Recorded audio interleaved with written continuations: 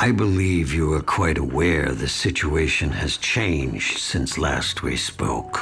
The truth is still the truth, and a bargain is still a bargain. And Mayor Cermak is now deceased. Yes. What does that have to do with our contract? I do not recall signing a contract with you, Mr. Eller. We had a verbal agreement. I'm sure my uncle here will attest to that. Nathan, please. You're being most rude. But Dawes reacted just as I knew he would. Lewis, as a family man, I quite understand your position. As for you, young Mr. Heller, you should not have spoken to the papers of this. It was a breach of confidence. Nothing was said of our arrangement being a confidential one. Besides which, I was in fact discreet. How so? I didn't tell the reporters why I was offered the job at the fair. Void our deal, sir, and I'm going to be put into an embarrassing light. I will have to inform the press of your involvement. This reeks of blackmail, young man. It reeks of business. Our arrangement is binding in my view, and if you feel differently, I'll be noisy about it. Nathan. I'm not a big wheel like you, General, but us little wheels can get good and goddamn squeaky when we don't get our grease. My secretary will have contracts ready for you to sign this afternoon at 4. Please return and sign them. Good afternoon, gentlemen. Observations with Robert Burnett.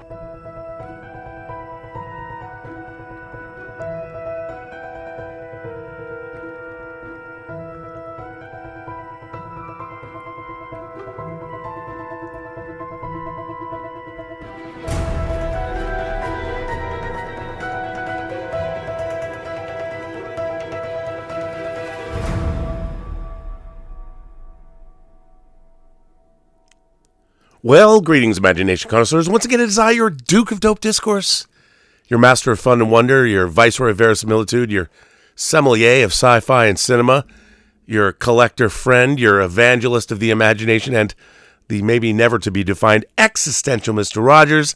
That's right, it's me. It's Robert Burnett, and I'm Robcasting at you imagination connoisseurs, you members of this, the Post-Geek Singularity community. This is, of course, Robservations episode 1024. This is going to be a really good episode of Robservations. I have Rob Gluzzo joining us. He is a film exhibitor. He's been on the show before. We are going to talk about, he was also at CinemaCon. We talk a lot about trends in the industry in terms of exhibition, and he has a lot to say. And there's a lot to say after CinemaCon. And he pointed me to an article that dropped in Variety, which I did not see, that I would like to read first to get this party started. It's not a really long article. I did put a link to this article in the description, so if you want to click on it and follow along, because who knows how long my voice is going to last. We'll see. So we'll just jump right into it. Here's the article. It was Daily Variety. It was published today. And it was written by Brent Lang, Matt Donnelly, and Rebecca Rubin. CinemaCon takeaways, fights over theatrical windows, fizzling star power, and Amazon MGM's big promise. CinemaCon is supposed to celebrate the magic of the big screen and the power of the cinematic experience. Instead, this year's Las Vegas gathering was a tense, testy affair that threatened to resurface old tensions between studios and exhibitors. All the frustrations of the past 5 years, during which a pandemic and 2 labor strikes left the movie theater business a pale shadow of itself, nearly boiled over. 2025 has been positioned as the movie theater industry's grand return to the glory days, with cinema operators in Hollywood promising that a wave of superhero sagas, star-driven vehicles, and fantasy adventures would reinvigorate ticket sales. Instead, revenues are down 10% from 2024 as the likes of Snow White and Mickey 17 flopped at the box office. And whose fault is it? Studios believe that exhibitors haven't done enough to innovate. They think too many venues are outdated, and cinema operators haven't embraced discount pricing to entice cost-conscious consumers. Rob can speak about that. Theater owners argue that their business has been hurt by studios' insistence on releasing new films on home entertainment within a few weeks of their theatrical debuts. Oh, and they'd like a lot more movies. These disagreements kept things interesting, if somewhat uncomfortable, In the Coliseum at Caesar's Palace, here are 5 takeaways from a CinemaCon that laid bare the existential crisis the movie business faces. All about the windows. For weeks, AMC Theaters CEO Adam Aron has been pitching to Hollywood that movies need to stay exclusively in the theater for 60 days. By the way, I just want to point out, this is the same guy that wanted to bring and close those windows just a few years ago. The deals that cinemas signed with studios during the height of COVID, allowing them to release new product on demand within 17 days of their debut, were a pandemic-era concession, he argues, and he's ready to renegotiate those terms. Aaron had company at CinemaCon, where exhibition executives argued that new distribution models cannibalize their business. Michael O'Leary, head of Cinema United, which used to be NATO, that's their new branding, the National Association of Theater Owners, NATO is now Cinema United, brought the receipts. He used his welcome remarks to make the case that blockbusters are still doing well, but the further you travel from the top-grossing films, the wider the delta between pre- and post-pandemic grosses. He wants the window to sit at 45 days. Before the pandemic, it was closer to 90. And look, if a movie performs at the box office, they leave it in the theaters. That could be a tall order for some studios, which feel that keeping movies in theaters for months prevents them from fully capitalizing on marketing campaigns. That is, if the film even has a marketing campaign, which I would say is a big problem. At least one traditional player was sympathetic. Disney got some of the conference's biggest applause when its distribution chief used his presentation to remind the audience that his company leaves its movies in cinemas longer than any of its competitors. Well, that's easy for Disney to say, isn't it? Trust me, that is not by accident, said Disney Chief Distribution Officer Andrew Cripps. We believe in the theatrical experience. Yes, because you spend $250 million on each movie. The return of Us versus Them. Last year's edition of CinemaCon was held only 3 months after the crippling 2023 Hollywood labor strikes. Sympathy was high and stars seemed relieved to promote their projects again. The studios took longer than expected to grease Hollywood's massive content pipeline. Some would argue it's still not up to speed. This year, there was no such compassion from exhibitors. Much of that stemmed from the debates about the theatrical rent window and lack of new product. For their part, theater owners are frustrated that studios have trained audiences to view anything that's not comic book related as a streaming-only proposition. One studio executive bemoaned the exhibitors' indifference, especially as the majors spend a ton of money flying talent to Vegas and cutting thrilling trailers for films, many of them unfinished. It's us versus them again, the exec lamented. Will Amazon MGM fill the 20th Century Fox void? Theater owners for years have complained they don't have enough product to screen. Ticket sales were down because people weren't inspired to go to the movies, they insisted. Rather, studios were debuting fewer of them. That much is true. Pre-pandemic, approximately 120 wide releases were scheduled annually, but that number has dropped to high double digits. The gap could be attributed in part to the loss of one major studio after Disney swallowed 20th Century Fox whole in 2019. Well, Amazon MGM seems to be the last best hope to fill the void. In the studio's first ever CinemaCon presentation, Amazon MGM chief Mike Hopkins boldly promised to get 15 big cinematic films annually into theaters by 2027, with 14 titles already lined up for 2026. That's a huge development for exhibitors who desperately crave sci-fi, fantasy, action adventures, romance, thrillers, and family-friendly fare to populate their screens in between the tentpoles. Now they just need audiences to show up. Curb your exhibitors. For many of the rank-and-file workers who constitute the exhibition business, theater managers, candy vendors, projectionists, leather seat salespeople, CinemaCon is the time to glimpse at movie gods on stage and gamble until dawn. Conference goers this time around appeared together to impress. It started with a muted response to Leonardo DiCaprio's One Battle After Another, one of the last true box office draws. The lackluster reaction in the room continued with Scarlett Johansson, who earned more slack-jawed stares than thunderous applause. Are theater owners no longer dazzled by star power? The only real moments of excitement were for Tom Cruise, who won over audiences by holding a moment of silence for his late Top Gun star Val Kilmer. And by the way, I'd like to interject. He also gave one hell of a speech about director Chris McQuarrie. It was one of the more eloquent speeches I think I've ever seen a celebrity give. So kudos to Tom Cruise. And everyone's favorite Wicked duo, Cynthia Erivo and Ariana Grande, were great too. Other than that, theater folks seemed a lot less shaken and stirred by the charm offensive on display. Survive Until 25 was the rallying cry of the studios and theater owners until they realized that the box office recovery remained around the corner. Survive Till 26 may not have the same ring, but it's the new goalpost in their quest for box office normalcy. After all, 2026 is when sequels to some of the biggest film franchises in history, from Avengers and Spider-Man to Minions and Toy Story, return to theaters. Throw in new movies from Christopher Nolan and Steven Spielberg, and you have the making of a spectacular rebound. On paper, at least. So to tee that up, I'm going to bring in my friend Rob G., who was also at CinemaCon. Rob, welcome to the show. Oh, now I can't hear you. Oh, you know what? That's on my end. Hold please. Hold please, Rob. Now you're on the show. Welcome, Rob Check. G, to the show. Hello. Good to see Did you, you man. hear that? Yeah. Now you sound great. So let me Okay. ask you. We talk almost weekly about what's going on in movie theaters, but I wanted to start this by talking about what's happening in my local theater here, and I want you to respond because. So we have a 16-plex that's near me. It's a Harkins 16-plex, and it is a great theater.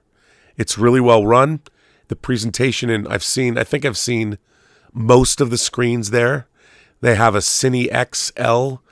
That's their main theater. It's kind of like a Dolby Cinema, but it's also excellent presentation. They have a full bar, great food. But let me give you the rundown of what's playing there right now.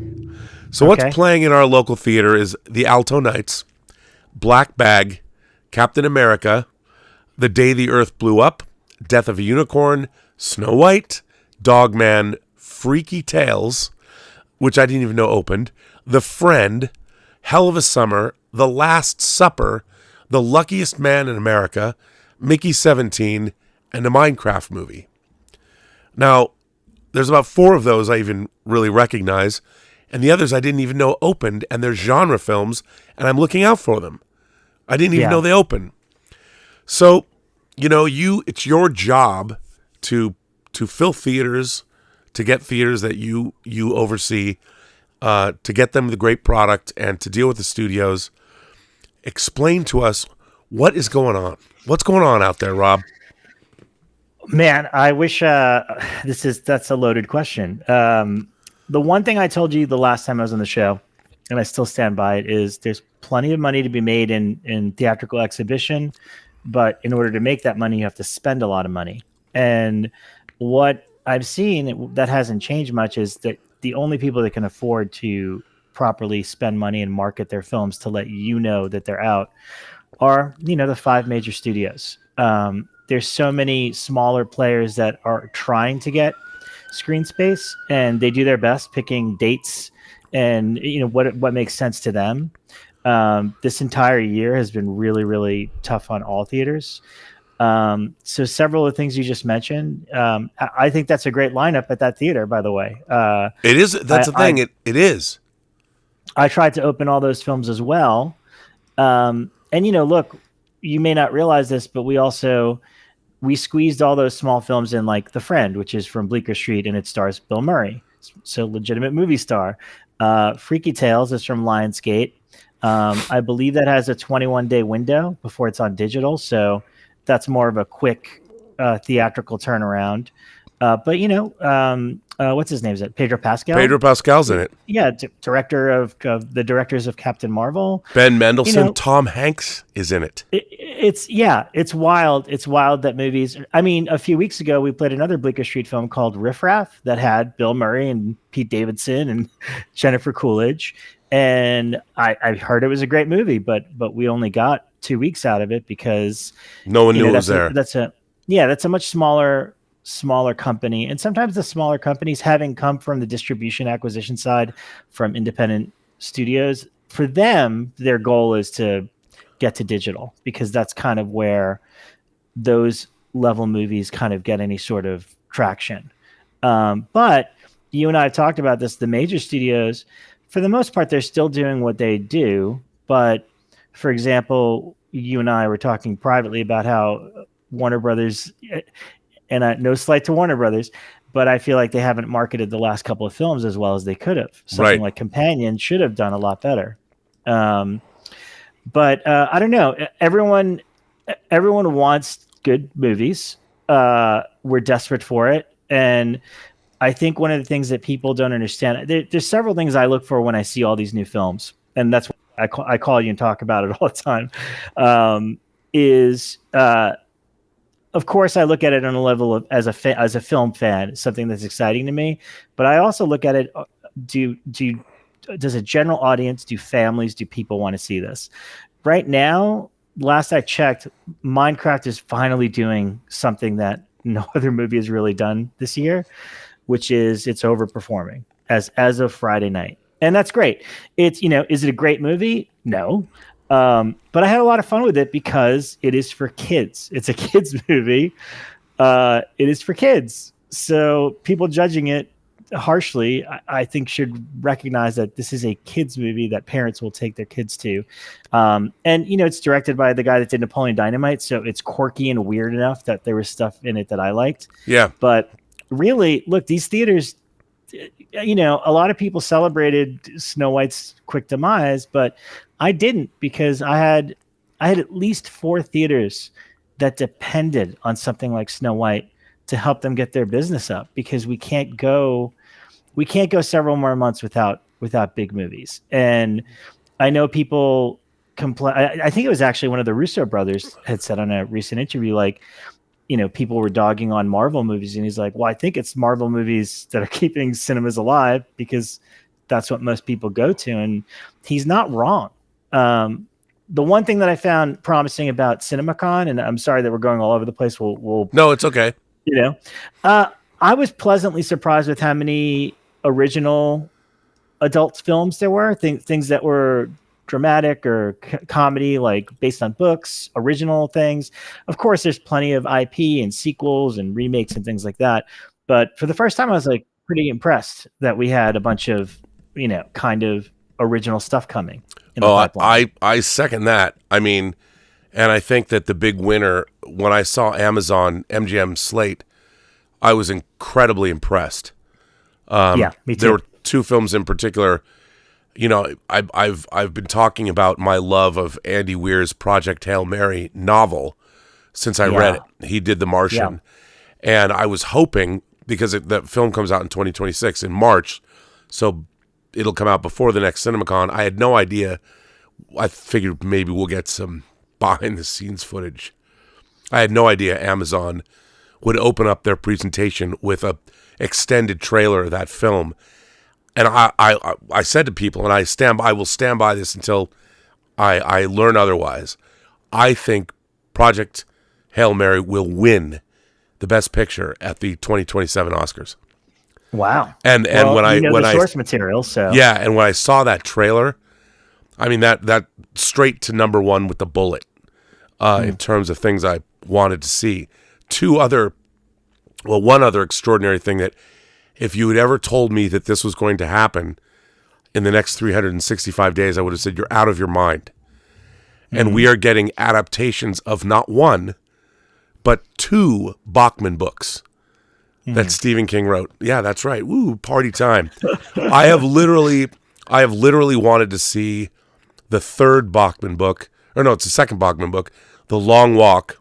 I have the original paperback. I bought that original paperback in 1980, and Francis Lawrence directed it. I guess it's coming out through Lionsgate. Yeah. Wow. And I can't believe it. And then we're also getting Edgar Wright's reimagining, or actually his readaptation of the 4th Bachman book, The Running Man. And it looks to be a much more faithful adaptation. I just want to throw that out as an aside. It blows my mind that we're getting 2 Bachman books in the same year, and that they finally adapted The Long Walk. I can't believe it. Yeah. Can you tell me, was The Long Walk the one that King said was unadaptable? No, that was the first Bachman book. That book is called Rage. That's it. Yeah. Yeah, and Okay. I'd love to. I'd love if I ever had like extra money, I would totally do an unauthorized adaptation of that book, because it would cause a firestorm in this country. Yeah. But well, and also, another Stephen King from Neon is the Life of Chuck. Which I mean, that trailer alone had me tearing up. I'm just like, I want to see films like this again. Yeah, and if it bleeds, that came out of the anthology. I point because everyone can see this bookshelf up here.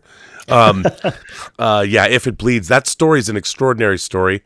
Mike Flanagan, who's been the go-to guy for horror, he directed an adaptation of Dr. Sleep that I actually really liked. Me too. Could have been a disaster. I really liked it, but that movie did. I mean, people were really taken by it at TIFF, and it stars Tom Hiddleston as Chuck. So I can't wait to see it.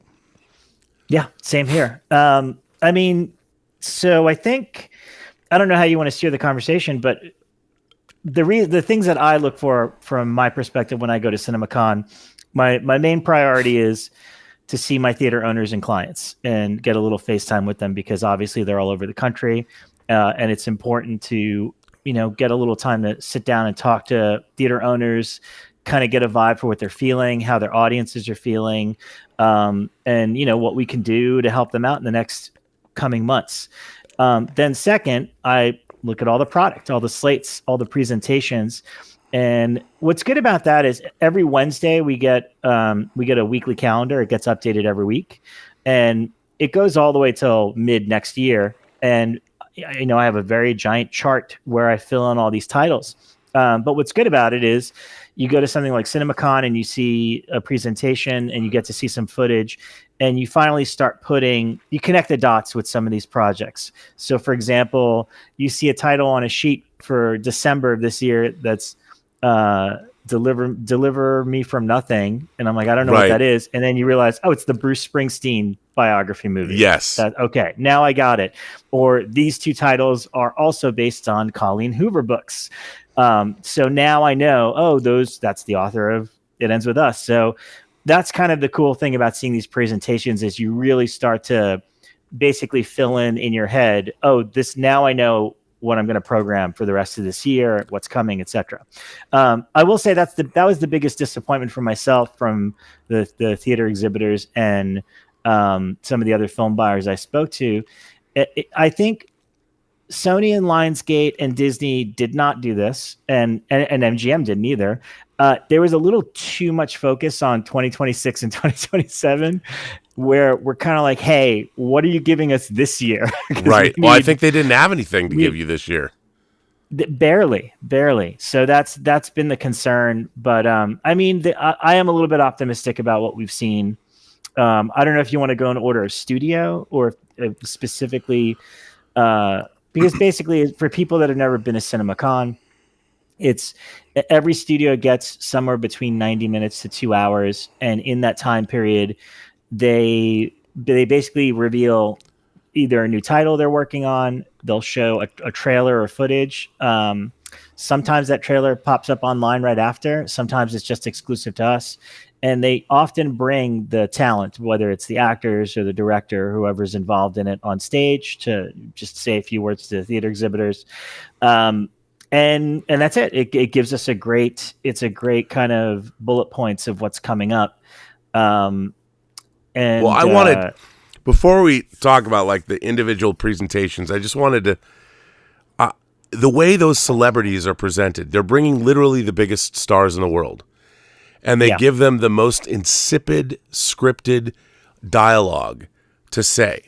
And only, Variety was even making fun that it's really hard to get excited when they bring these people on stage for maybe a couple of minutes and then they have to leave. Hi, everybody. There's, you and I have interviewed some of our heroes. We've sat down with them. it is shocking to me how all the money to bring those celebrities to CinemaCon, how wasted it actually is in those presentations.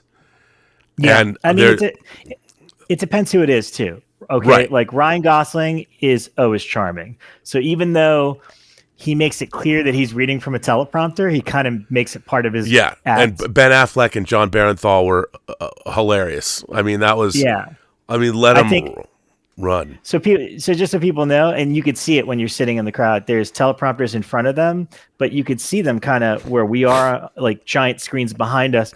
And and Affleck was like, "Oh, after 50, I've got to read this one down here. That's the only one I could see." Yeah, and but I think though that there's I think it really speaks to one of the biggest problems that we have in the entertainment business now.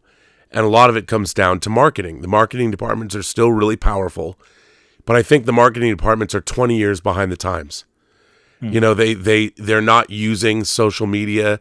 They're even using social media of 15 years ago.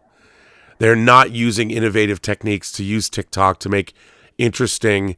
You know, the studios, if you've noticed, they've started chopping up movies and dropping them into like 3-minute or 2-minute or 1-minute segments of just scenes from famous movies that have been filling my feed to get people like. And they're doing a good job. Like, I love the fact that for whatever reason, Scorsese's The Aviator has been filling up my social media. And I love The Aviator. They whoever's picked the scenes, pick these great scenes, and it makes you want to go find what they are, but they don't do a good job. You see the scenes, I watch them, and I'm like, oh, yeah. Well, I own that movie. I can go put it in my Blu-ray. But, you know, they're not, like Companion needed a really clever social media presence to give you a reason to see it. And everyone's trying to copy A24, you know, especially in the horror space. And everyone looks at Longlegs, which is one of the great horror marketing campaigns. It's just the film didn't live up to it. And I think a lot of the problem is, look, Companion still costs $10 million. And I think they put it out in theaters, and that movie should have made $50 million minimum. You know, I think it really needed to do that. And there's a lot of Zach Kreger, who is in charge of, he was one of the producers, I believe, on Companion. He made Barbarian. He has Weapons coming out that was shown. That trailer was great, by the way. I'm very intrigued. And I've read that script, so I can honestly say. I mean, what I liked about that trailer is we're talking about Weapons now, the follow-up to Barbarian, I don't really know what it's about. I got a basic gist from the trailer. Seems like a bunch of kids go disappearing, and that's kind of all they tell us. But I'm all in. I want to be surprised again. That's the other thing about some of this marketing. But to go back really quickly to the stars, and again, I've only been coming to CinemaCon for a couple of years now. You know, some studios have more than others. It's impressive when it's all in a row and it's all exciting stuff. But I think what matters most is sincerity. Right? You said Tom Cruise stood out because Tom Cruise is being Tom Cruise, right? And by the way, Paramount, right before we went on this feed, Paramount's official YouTube put up his tribute to Chris McQuarrie from it was really wonderful. You can all watch it now. It's on YouTube. But even a couple of years ago when the last Fast and Furious movie came out, Vin Diesel, like he did not read from the teleprompter. He just stopped and sincerely thanked everybody in the audience because he said, I know these movies are popular because of you guys, you're playing them and you're letting people have this experience, etc. I mean, the one thing I couldn't really put my finger on that's in that article is there is a lot of, I did feel a little bit of that awkward vibe because a lot of the studios say the same kind of spiel at every one of these. Like, we appreciate you, our partners, so much. But then if a movie doesn't work, then they'll put it on digital 2 weeks later, and before doing it, they'll argue with us that we have to continue to play it clean. And sometimes we don't understand why the argument is like, again, it's a case by case basis. It changes every week what studio policy is, but you want to do what's best for the theater and the movie. Like somebody made a reference to, there's no reason to play a kids movie at 10:45 p.m. And they're right. But that would be part of a clean policy where you have to play a full set of shows all day. and some people do hold you to it. I think I would like the studio. The studios for the most part are flexible. Don't get me wrong, but sometimes there's something beyond that. They have to hit a certain number, or hit a certain screen count. I don't know what the variables are, but anyways,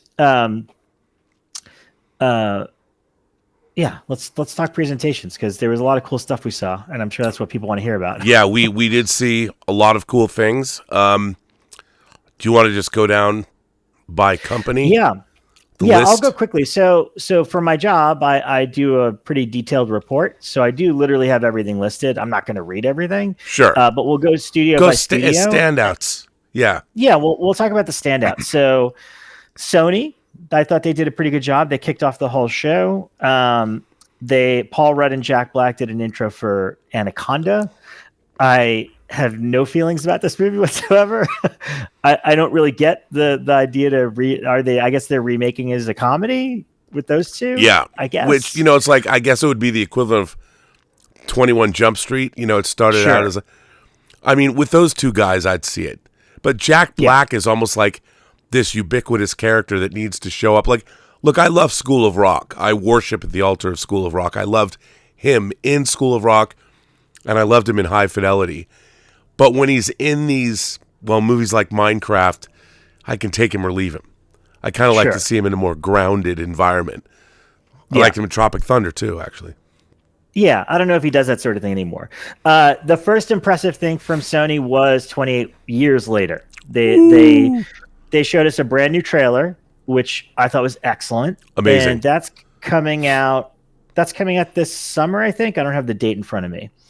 But I guess the interesting aspect was then Danny Boyle, who was there, brought out Nia DaCosta and said 28 years later, the Bone Temple is complete and coming out in January 2026. So we have 2 28 years later movies coming pretty quickly, back to back. They've said there's a third one technically, but that it's hasn't not been financed yet. Yeah. And I couldn't. They mentioned Cillian Murphy, but I didn't understand what they were saying. Were they implying that he might be in the third one, or that he might show? Like, they were being very vague about Cillian. I still think that people that have identified that one corpse as Cillian Murphy, that might be his. They swear that's not him, but I know. I don't know. So I thought that was excellent, and how crazy that those movies are as popular as they are, because I think when that trailer, the teaser debuted, they weren't available like digitally. The Blu-rays are out of print. It was crazy. They had to put it out digitally, which is crazy. The one thing that, I don't know, this might be disappointing, but they came out to talk about Beyond the Spider-Verse and how it's not coming out until 2027. Right. And they showed a sizzle reel, but the sizzle reel was basically footage from the 2 movies. But still, I'm excited. Yeah, I mean, they're good films, so that'll be fun. The one that was a complete surprise for me, and again, I'm all for original stuff, but Darren Aronofsky has a new movie with Sony called Caught Stealing. It looks terrific. And it's based on a book set in the 90s. Is that what it was? I think so. And again, original movie, all-star cast. It's was it Austin Butler, or am I getting my it's Austin Butler. Austin Butler in late 90s New York City. And Doctor Darren Who, Matt Aronofsky. Smith is a New York punk rocker. Yeah, full regalia, basically causing all sorts of trouble. And it looks like it's got that frenetic energy of like, like early Aronofsky or David Fincher, or, something like that. It's got a very 90s flavor to it. And again, I'm sure it didn't cost $100 million to make. No. Thank God. So I want to see more gambles like that. Taking a tour director, a cool book, a great cast, something that's, what it felt like? It felt like one of those post 90s, like the post Tarantino movies. Yeah, it's exactly like 100%. Things to do in Denver when you're dead. Totally. Or something like that. Yep, I'm going to see that movie.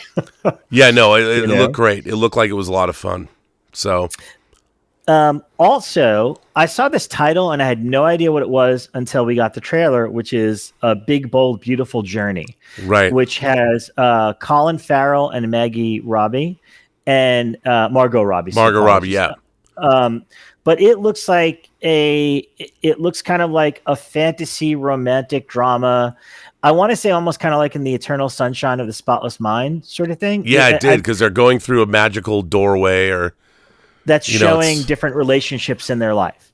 And I don't know if we're selling that pitch great, but I got very emotional watching that trailer. And when's the last time we had a movie like Eternal Sunshine? So another original vision, something we haven't seen before. And we need to stress, I think, that all of the movies that we're talking about, like, sure, the 28 Days Later films are sequels, but they look like they're the kind of sequels we want. They're interesting, they're different, they're innovative, and then we're getting, original movies from, like you said, auteur directors, and they're not spending $200 million. Yeah, and they shouldn't. These are the sort of things I want to see. They also have. When you watch the trailer, like, I knew nothing about Big Bold Beautiful Journey either, but when you saw what it was, the premise of the movie is what sells you on it. When you see that, it's the kind of thing where you want to know what's happening. It's clear if you're open to the joys of cinema, when you see something like that, it's like, oh, that's really interesting. I've been thinking about that since I saw the trailer. Yeah. They have to build a marketing campaign around that hook. And I'm sure they're all well, we have to explain everything to the audience. I would say no. I would say the interesting premise and the fantastical nature of it sells itself. That the people are going to go to find out what is happening.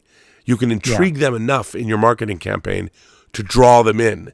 And what happens is they're going to want to take a movie like that and put it into a box. We have to sell it like this movie. We have to sell it like that movie. No, you have to sell it like the movie it is, and build your campaign around what makes that movie unique. Well, and I think people will respond to, I said sincerity before, but I think it's like a feeling. I don't need to know what that movie's about. I know how it makes me feel. And when you see the trailer, you'll get it. You'll see these two really great actors. I mean, I think they're both. Colin Farrell's been incredible the last several years. Incredible, like everything. So seeing him go through an emotional journey through the loves of his life, like in a with trailer, Margot Robbie. Well, yeah. All you need is like you get the feeling of what that's going to be, and I think that's that's the first of many movies like that we got to see a little taste of this weekend. The only other things I think we should talk about with Sony, we could skip over some of this stuff. They showed a trailer to I Know What You Did Last Summer, and I thought it was pretty awesome. I gotta be honest with you. The trailer looked good. It's really gory. It's really mean-spirited, and I'm all about that. Jennifer Love Hewitt is great. They gave her a great line for the trailer. Yeah. And you know what? Look, those original movies aren't great to begin with. They're fun. But I feel it's the what they did for Scream 5 is what they're doing here. Yes. It's kind of like this polished, updated version of that. And it looks cool. It looks mean-spirited and kind of gnarly, and I think it's going to be a lot of fun. So I was pretty excited when we saw that. And people have been watching that franchise for 30 years now. So why not? It's crazy. It's nuts. Yeah. But hey, if they're going to do that and they're making money, that's a way, the studios should be looking at that. You don't have to spend, again, $100 million to make it. Well, and I thought it was cool to see the fisherman again. I'll be honest with you. I mean, we don't know who it is. But right, sure. Seeing that, you're like, it tinged on your nostalgia. You're like, oh, there he is. I know that character.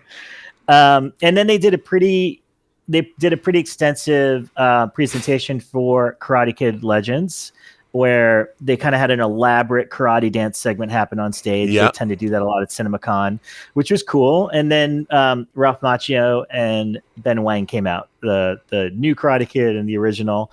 And they actually showed us two scenes and the trailer debuted online almost immediately after. Right. But I like those scenes. It gave us a little more context. And really, look, I thought Cobra Kai ended as great as it could possibly have ended. I'm satisfied with that story already. This is the Creed approach. That trailer to me was like, oh, this is kind of what Creed is. Like, there's a new kid. Yep. They got to go back to the original. And that kid does all of his own stunts and fighting. Yeah, I'm okay with it. I'm into it because I think we had that satisfying conclusion with Cobra Kai. Yeah. I have one good friend, my buddy Chris, who hated that trailer. He's very angry about it, and I'm like, hey, it's all good. I understand why you don't like that as Karate Kid, but I'm okay with it. It'll be a good time, you know. And then I don't know if wait, we have a big one before we get to the big one. So Spider-Man 4 is called Brand New Day. Which, by the way, Brand New Day could be one of the worst Spider-Man story arcs ever done in the comics. Yeah, but you know how they always. They're not going to adapt it. They're going to use the name, and that's it. So sorry, I was coughing off mic. Oh, it's all good. You know. And last but not least, this is something you're because this was the talk for the film bookers in particular and the exhibitors. This is the talk of the whole week. Is Sam Mendes is doing not one Beatles movie, 4 Beatles movies. He brought all 4 actors on stage. Still with you. It's all good. They asked him what order we should watch it in or when they're going to release them. And all he said is all 4 movies will come out April 2028. The first bingeable theatrical experience. Okay. You guys understand what that means? That all 4 Beatles movies technically are going to come out at the exact same time. So if you have 10 screens at your, I heard audible sighs because everyone knew if you have a 10-plex or less. And look, it's also like 3 years away because he said it's going to take him a full year to shoot all 4 movies. So I hope nobody else books anything for April 2028 because we're going to have no room to play anything other than these 4 Beatles movies. And the other big joke is that, you know, everyone's debating which one's going to do better than the other. And everyone's betting that the Ringo one's probably going to be out before the other 3, which I think is unfair, but you know, but interesting. Nobody's ever done an ambitious release like that. So for that, I'm kind of like, all right, let's I mean, I think like Barbenheimer, it could be a cultural event. Like which one are you going to go see first? Are you going to see all 4 on one day? Are you going to do consecutive weekends? We don't know what the release is. I will say this: kudos for and you know, I wouldn't imagine. Like I think A Complete Unknown cost $65 million. The Bob Dylan movie. Yeah. So these are not $200 million tentpoles, and they are the Beatles. Although as we get further and further away from the Beatles and what their music meant to pop culture, I wonder in 2028, it's not like it's 1968. You know, you're now a long way away from the Beatles, and do young people know Sgt. Pepper? So it's going to be interesting to see. I don't know, but you know, ever since Peter Jackson did Get Back, I feel like there's been like a steady every year. There's something Beatles related that comes out, so they feel like they're still kind of in the public consciousness. And I think the idea of 4 movies is simultaneously is really it's scary but exciting. Yeah, it is scary. I felt that it's exciting too. I'm like, I just want to see it. And if someone's going to do it, you might have an Oscar-winning director who's also directed 2 Bond movies. So good on you, Sam Mendes. Once married to Kate Winslet. Not a bad track record. No. So I'll tell you who really impressed me this year was Lionsgate, because you know last year they had bad luck with several releases in a row. But this year I thought every single movie they showed us I thought was pretty cool. And I was very much so. And it was a good mix. It wasn't all IP. I thought they came across very strong. They started by previewing Ballerina, and they showed us a pretty extensive, long action sequence, which I thought was. Look, that movie was done 2 years ago, so I think they really. I applaud a studio if you stop to take a breath for a minute and say, you know what, this could be better. There's a lot more we could do. Let's amp up the action. Let's make Keanu Reeves a bigger part of the movie. Right. He definitely seems like he's way bigger a part of the movie than he must have originally been. Yes. And we saw that in the new trailer. And all I'll say, if you don't mind me teasing, I mean, you saw it too. They showed an extended version of a sequence that's kind of teased out in the trailer where she's fighting like a hitman in like a restaurant. But then it continues, and it turns out the bartender's like also trying to kill her. And there was this incredible like gag, and it's just one little bit where there's one gun between them, then they drop it, and a whole bunch of plates fall on top of it, and so they're literally both breaking plates over each other's heads trying to get to this gun. And I thought it was like funny and exciting and really, really cool. And it's got Ana de Armas, who's delightful. She's great, and Keanu seems like he's gonna have a cool part in it. So again, that's a movie. I think it's coming out in a couple of months, but that's a movie we could have used right now in theaters. Would have been great to have a new John Wick movie now because they always do well. Then they showed us the Long Walk trailer, which you mentioned previously. Which did not pull any punches. No, and the only thing that was weird, but by the time they showed the trailer is great, is sometimes when they're presenting these movies, they expect us to know what it is. So they kept saying like, oh, the premise of this is so strong. And I was like, well, I never read the book, so what's the premise? Well, I don't know. What's the premise? I'll tell you. Do you know? Yes. No, tell me, because the trailer kind of basically told you. Okay, and the thing is, nobody knows this book. Because even the diehard Stephen King fans, so for those of you who don't know, Stephen King, for a long time, wrote under a pseudonym, Richard Bachman, and no one knew.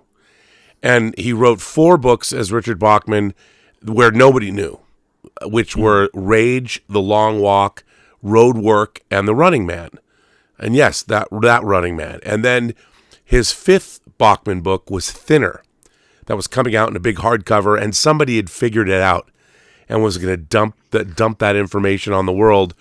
So then he finally came clean, but he was able to be secret Richard Bachman. Now, for me personally, I was a Richard Bachman fan. I was a huge Stephen King fan, but I was a Richard Bachman fan not knowing Richard Bachman was Stephen King.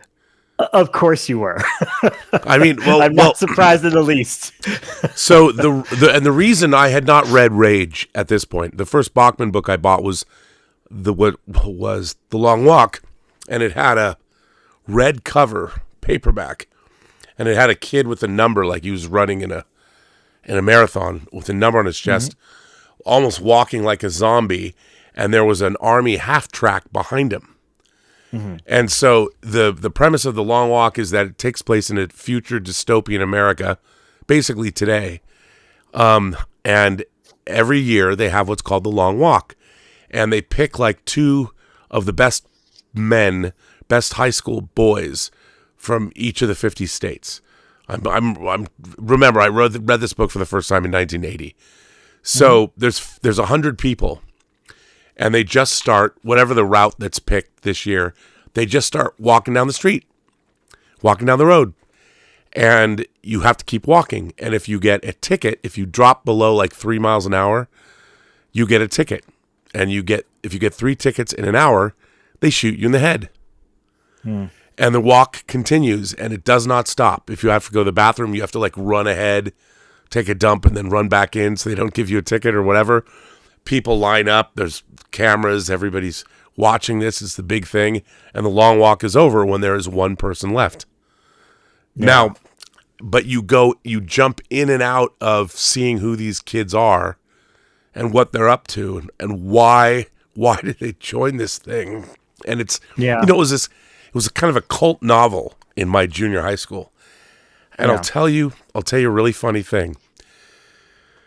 And this is how I remember it. I could be wrong. But my friend Shade Roop, he's like an extra. He's been an extra in movies for years. He comes to me one day, and we went to the film festival together, the Seattle Film Festival, and all these cinema events. And we were like the gruesome twosome that would go to every screening when we were in junior high and high school. And he came to me one day and he goes, I think that Richard Bachman is Stephen King. And this was the very first time I ever had this notion floated. And I said, what? Why would you think that? And he used to write to Stephen King, and Stephen King would write him back. And I don't remember the actual number. I should probably get this from here. Let me get this number right. because he showed me the Long Walk. He pulls out the Long Walk paperback. Hang on, and I can give you the actual number.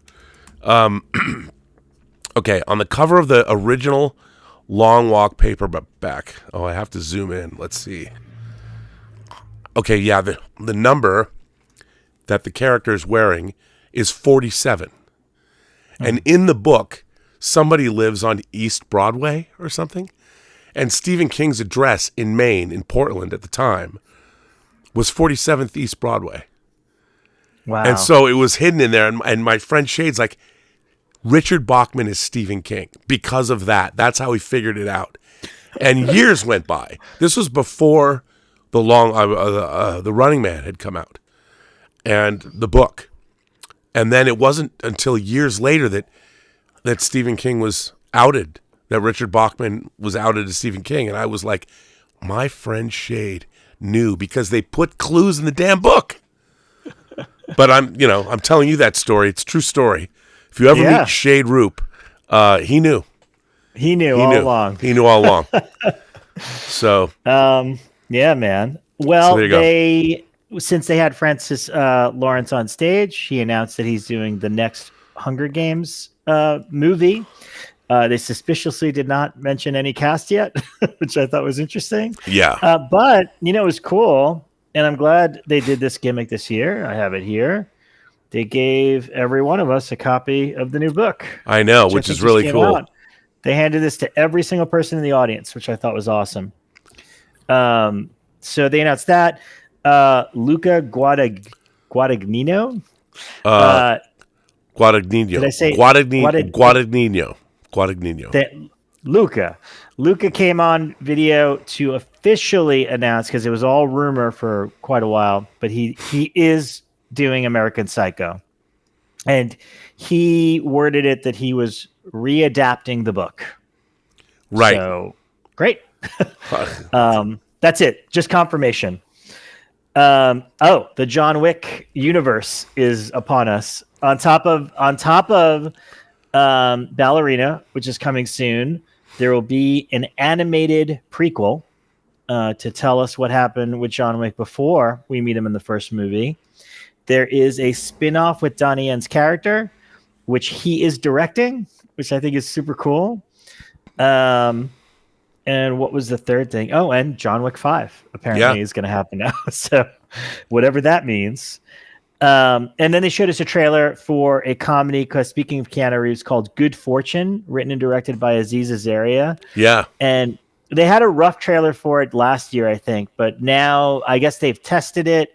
They were, I guess, and take your time to make the best movie possible. They were testing it, and now they've got a final version they're happy with that's supposed to come out later this year, which is basically Aziz Ansari is I think he's like what is that called? Like the food delivery guy?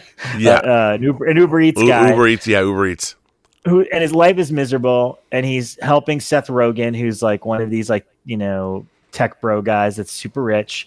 And Keanu Reeves, beautiful Keanu Reeves with his little wings, shows up because he's an angel, and switches them to prove that happiness doesn't, that money doesn't buy happiness. But it does. And Aziz does not want to go back to his life. So I miss, I miss the Switch comedy. Yeah. We had a million of them in the 80s, and I loved every one of them. We had a couple of them this year at CinemaCon too. Yeah. There's a few more. So yeah, that one. So that looks fun. That looks great. I was excited about this. I'd never heard of it, but they showed us a pretty lengthy tease of a movie called Power Ballad. This stars Paul Rudd, and it's from John Carney, who directed Sing Street, which is one of my favorite movies. And Once. Both of those movies. I mean, have you solved the riddle of the model yet? Because anyone who's seen Sing Street, you have to know about the riddle of the model. I mean, that Sing Street is a movie that I watched 2 times in a row. The first time I saw it, I thought it was so good that I just watched it again. If you've never seen it, I think it's on Netflix now. You guys should definitely seek it out, especially if you're a lover of pop music and 80s music like The Cure and Depeche Mode and things of that vein. This guy has it in his bones. He's got this new movie called Power Ballad, where Paul Rudd is a wedding singer. that never got to fulfill his dream as a rock star. But one day he crosses paths with this like famous boy band singer who hears his song and then turns it into like the biggest hit ever. So nobody knows that Paul Rudd wrote this amazing song. That's the basic premise. Maybe there's more to it. But I thought that it looked very funny, but it also looked like it had a lot of heart and a lot of something to say. Well, I was blown away by Once. Yeah. About the buskers and on the streets of like Dublin. That movie's incredible. So, I mean, John Carney now that this is, I guess, his third movie. I mean, he's got a thing. This is what he does, and it's great. Again, more original movies, please. Then they showed us a big, extensive look at Now You See Me, Now You Don't. I'm not familiar with this franchise. Are you? Because I've seen the first two. They're fun. Okay. Big Vegas magic shows used to pull off heists or. Yeah, it felt like an Ocean's 11 Lights to me, sort of. That's exactly what it is, but with magic. Yeah. So, the thing that I liked about this new one is, it's the original returning cast, but they've got a few new people, and one of the new guys, forgive me, I don't remember his name, I don't know it offhand, but it's the kid from The Holdovers, which I thought, that was his debut movie, and I thought he was terrific with Paul Giamatti. And now he gets to be in this big movie with Woody Harrelson and, Jesse Eisenberg and all these big name people. So I thought that was awesome. And they also announced there's a fourth one, like you said, a fourth movie. Oh yeah, and they're already starting the fourth one. With they're both by Ruben Fleischer. Who did Zombieland. Yeah, and he's great. He does cool movies. This is I'm throwing this out to your audience and to you. This is one that I was very confused by. There's a best-selling novel. Apparently, there's a trilogy of novels about the housemaid. Yeah, and so they have made a movie which stars Sydney Sweeney, who's there and looked amazing. Brandon Skinner, also there, also looked amazing, ridiculous. And Amanda Seyfried. Yeah, and they showed us the trailer was excellent. It looks like one of those old school. Thrillers, I miss those like Sleeping with the Enemy and those kind of like. And Paul Feig directed it. And it's not funny at all. He wanted to make a thriller. As by the way, after that, I met up with some of the Lionsgate people and they gave me the Housemaid book. So they were handing out a lot of books on this CinemaCon. Here's my issue with this. This is a recent book, I guess. Okay, because there's an excellent 2010 Korean movie called The Housemaid. Yeah. That is very much this premise. And that in turn is a remake of a famous Korean movie from 1960 that Martin Scorsese restored for Criterion called The Housemaid with the same premise. So is this really an original book or is it a remake of the Korean story? I don't know. Nobody at Lionsgate could answer that question for me either. So they obviously don't watch as many movies as you and I, Rob, because they didn't know the 2010 Korean Housemaid, but whatever. And then last but not least, the Weeknd, the musical artist, has a movie coming out called Hurry Up Tomorrow with Jenna Ortega. I still can't get a handle on it. They showed us a second trailer. Yeah. And by the way, when they said second trailer, I turned to my coworkers and I'm like, did we see the first trailer? And I book movies. So I didn't know this movie existed. I think that the approach is they're marketing it primarily to his music fan base first. Yeah. Before they start rolling out. He doesn't, the Weeknd, his TV show for HBO didn't work out so well. Yeah, so that's what I heard. But he came out and played for us, which was kind of wild. Out of nowhere, he did the theme song to this, and then he did his big hit. And one of my friends texted me after. I was like, dude, you know how much he charges for tickets? I'm like, well, we saw him as part of the CinemaCon presentation. I thought that was awesome. Yeah. So that was Lionsgate. I think every single thing they showed us was like, okay, like something interesting. That I would want to check out. Again, a wide variety. They've got their John Wick franchise and they have their Hunger Games franchise. You could technically, I guess you could do a Long Walk franchise. You just have different characters getting shot in the head, which is fine. But again, Power Ballad, the fact that they're putting that out. And again, look, if these movies are good and they have really great marketing behind them, Sing Street was a movie that I thought could have been a monster hit. It could have been. It could have been people would have looked back on it as a modern day John Hughes movie or something.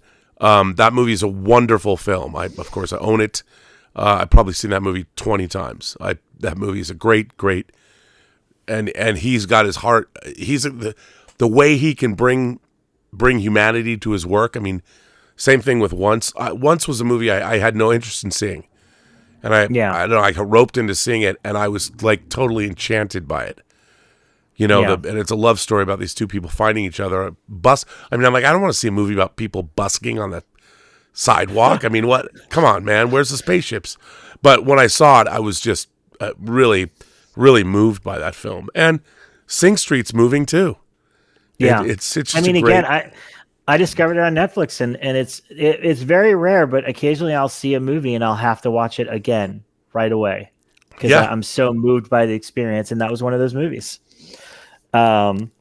So shall I continue to? Yeah, but let's jump back to Neon. Oh yeah. Well, you know what? They did a very brief presentation before Lionsgate. What the thing is, when you go to like the Lionsgate presentation, for example, there's a lot of additional stuff before it that pertains to theatrical. I'll do a shout out to my old colleague Brandon Jones, who's from Film Frog. This is the second year in the row that they do these great series. They're on their website. They're like 5 minutes long, where they showcase an independent theater owner and give us a little glimpse at what their theater is like in the community. I love that. They show them. Well, they're absolutely wonderful. And I'll tell you something. I really want to go to the Music Box in Chicago. Me too. Because they did one on the Music Box, which makes me want to go there I've been totally immersed in historical Chicago doing my audio drama. I'm like, now there might be a component to it that has a visual part. Let's just say that, without saying too much. But I'm like, we gotta figure out how to do something in that theater. Ladies and gentlemen, he's talking about he's being humble and talking about True Noir, which I was listening to on the drive back from Vegas today. Just so you know. Oh, how far? So people might want to know this.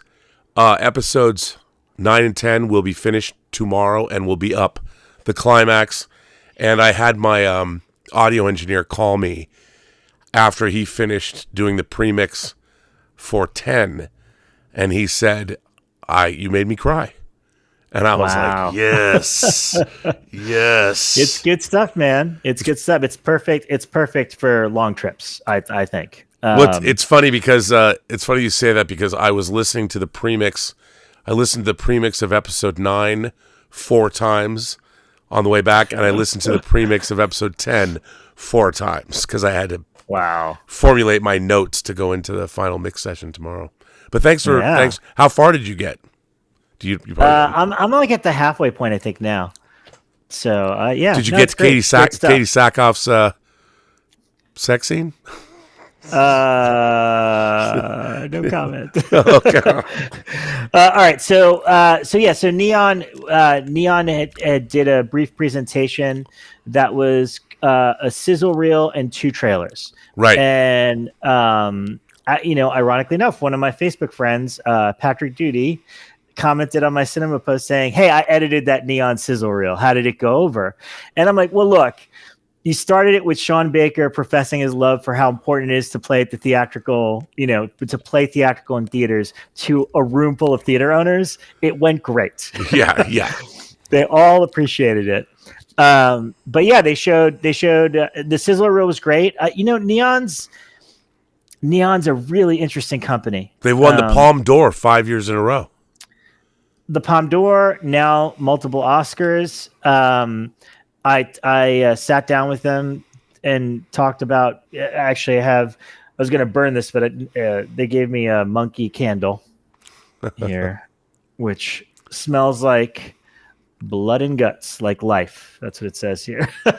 Wow! But I sat with them because they wanted to tell us a little bit more about what else is coming besides what they previewed to us. And I think they're a very smart company. I think they smart. are doing modestly budgeted films that are very interesting. They're taking a gamble. There's a new Oz Perkins movie coming. And I forgot the title of it. All I know is he shot it before The Monkey. Right. Like he literally made them both back to back. And, you know, I mean, good for him. He's a fantastic filmmaker that has been wanting to make the jump to directing for many years.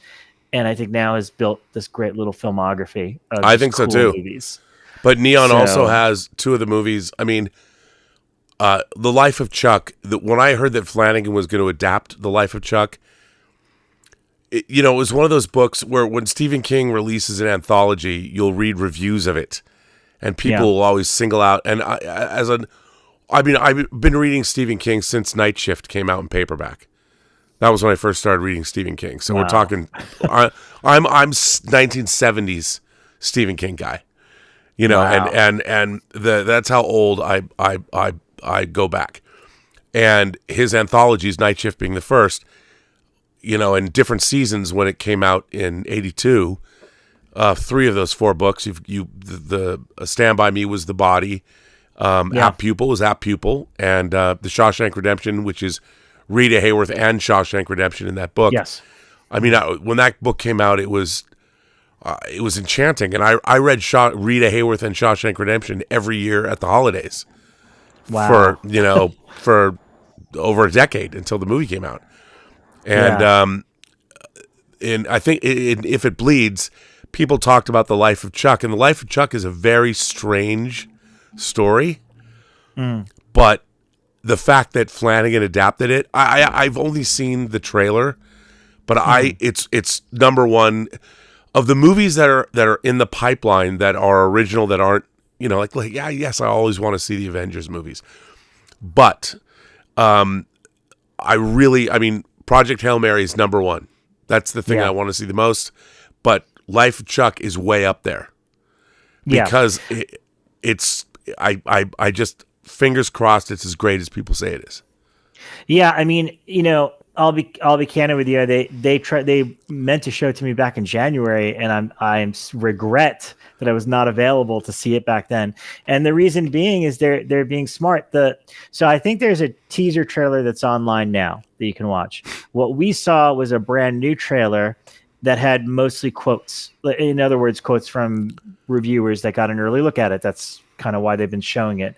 And that's what they want. They want to generate, they know it's good.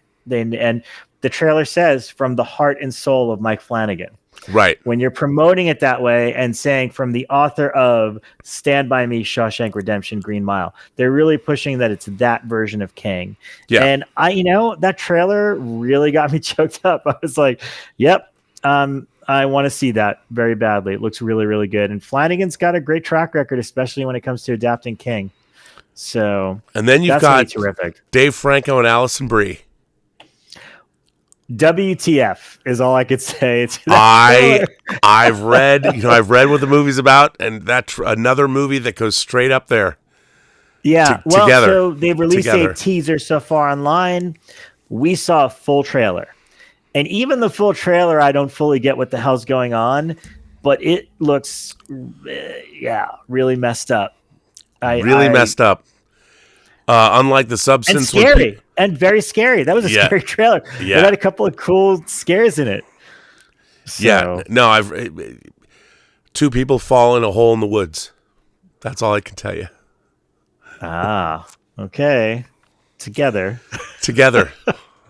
I can't wait. Two of my favorite words: body horror. Oh yeah, I definitely got not that it's anything like it, but it evoked the feeling of Substance when I was watching. Yep. Some of the things they're teasing that might happen in that movie. I was like, oh no. By the way, I'd like to stop, and we got a few people writing in super chats. Oh, great. And let's see the wow, there's a lot. John from New York says, Rob, does the polarizing response to Superman since its announcement concern you, especially with this clip, the clip released receiving a tepid social media response? No. Now, this is a good question for both of us, but allow me to go first. Here's the thing. Like I've been saying since the very beginning, James Gunn is going to deliver a Silver Age, fantastical DC Universe Superman story like we have never seen before in any live action media. You might maybe say the Fleischer Superman cartoons touched on that in the 40s, but it's nothing like what we've been seeing with all of our superhero movies, which are relentlessly realistic.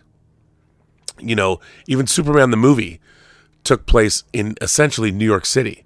I mean, they bump into film reviewer Rex Reed in that movie, and it's so it's set in the real world. James Gunn's movie is not that, and I think people are going to have a hard time reconciling the tone of the film because it's a fantasy movie, you know, and it's not. And you can see in the clip. The clip they showed at CinemaCon showed a lot more than what they released online yesterday. There was more crypto stuff. There was a lot more. You saw Lois interviewing Superman. I mean, there was a lot more stuff that was not in that 5-minute clip. So that was about half of what they showed us. But you know, are you excited for James Gunn's Superman? Yeah, I mean, I love Superman. Me too. There is going to be a Superman Day on the Warner's lot later this month. I am going. They're screening the original Christopher Reeve Superman and having artists and costumes and all this stuff out. I love Superman with all my heart and soul. I love James. I've loved James from the get-go. I've known him from Troma days. But I will say this, and we're about to jump into the Warner Brothers panel anyway. I just want to preface by saying that I do love Warner Brothers as a studio. I love my Warner Brothers reps, and I want them to succeed. I do too. I feel like their presentation was probably the one that was the weakest, unfortunately. I think a lot of that was overshadowed by stuff that I don't know any other. Let's just say the trades have gotten ballsy lately because the stuff that Hollywood Reporter has been putting out negatively about the studio leading up to this presentation, I think did dour it. And they should. I have to say. Go ahead. Well, I just want to point out putting Mike DeLuca and Pam Abdi as the MCs of their panel, where they've been their eminent demise at the studio has been the talk of the town, both in the trades. I thought that was. I mean, I hope they don't get deposed because what they've been trying to do, I still think can pay off. Yeah. You know, and I really have faith in what they're going to do.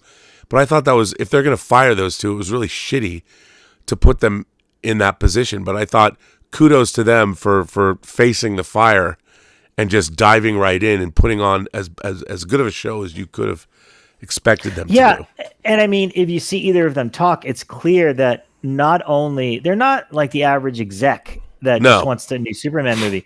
They know their film history. They know Warner Brothers history. I mean, Mike DeLuca is one of my heroes because he got started on a little show called Freddy's Nightmares. You know, he wrote John Carpenter's In the Mouth of Madness. I met him. Like a horror guy. You worked on Leatherface. He was the first studio executive I ever met. And at like 3:00 in the morning, we were in the production office talking James Bond movies. One night we were shooting. So yeah. So he's a real, again, they're real deal cinephiles. And I want them to succeed. But I think, I still think because there's so much in flux at that studio right now that none of us are really privy to, their presentation wasn't as knockout as it could have been. And I'm only bringing that up because by the Superman was the final thing, and I was a little disappointed in the moment. I thought they were going to show us much more. I did too. I thought they were going to at least show us a still of Supergirl because we know it's shooting. And Lobo. It just the DC. They mentioned nothing about DC except for Superman, and that clip had me very nervous because they showed the crypto clip, and when it played, Being honest with you, my initial reaction was like, oh no, this is way sillier than I thought it was going to be. But I've since rewatched the clip at home, and I know Gunn's aesthetic, and exactly like you said, because now I've seen people, like supposed fans or maybe fans of the newer iterations of Superman, are like, that's not Superman's not like, and it's like, you have not read enough Superman comics. You've never seen the cartoon, the Fleischer cartoons. We're talking about a very rich, long history. And yeah, once you mentioned that, the Fleischer cartoons, I'm like, man, yeah, that's kind of what we're going for, and that's kind of cool. Yeah, I've never seen that before. No, and I grew up reading Superman comics. I mean, they're the goofiest. We haven't seen. We've been in serious superhero mode for so long that people forget that there's a whole different iteration. Also, a Superman for All Seasons, the graphic novel, I love that. Right. There's there's that kind of a feeling. We're getting something different. We're getting a balls to the wall fantasy movie starring Superman and his amazing DC Universe friends. So it's look, just watching the Fortress of Solitude, I love the fact that I always thought to myself, well, if people know where the fortress is, if you could always find it, I mean, there'd be people that were camping out in front of his door the whole time. The fact that it's subterranean and it comes out when needed. And when the Superman robots rotate, I love these discussions online. Cool. It was so cool. And they people are like, well, I actually read a tweet where someone said, you don't know how it works. It doesn't work that way. Superman's body it doesn't work that way.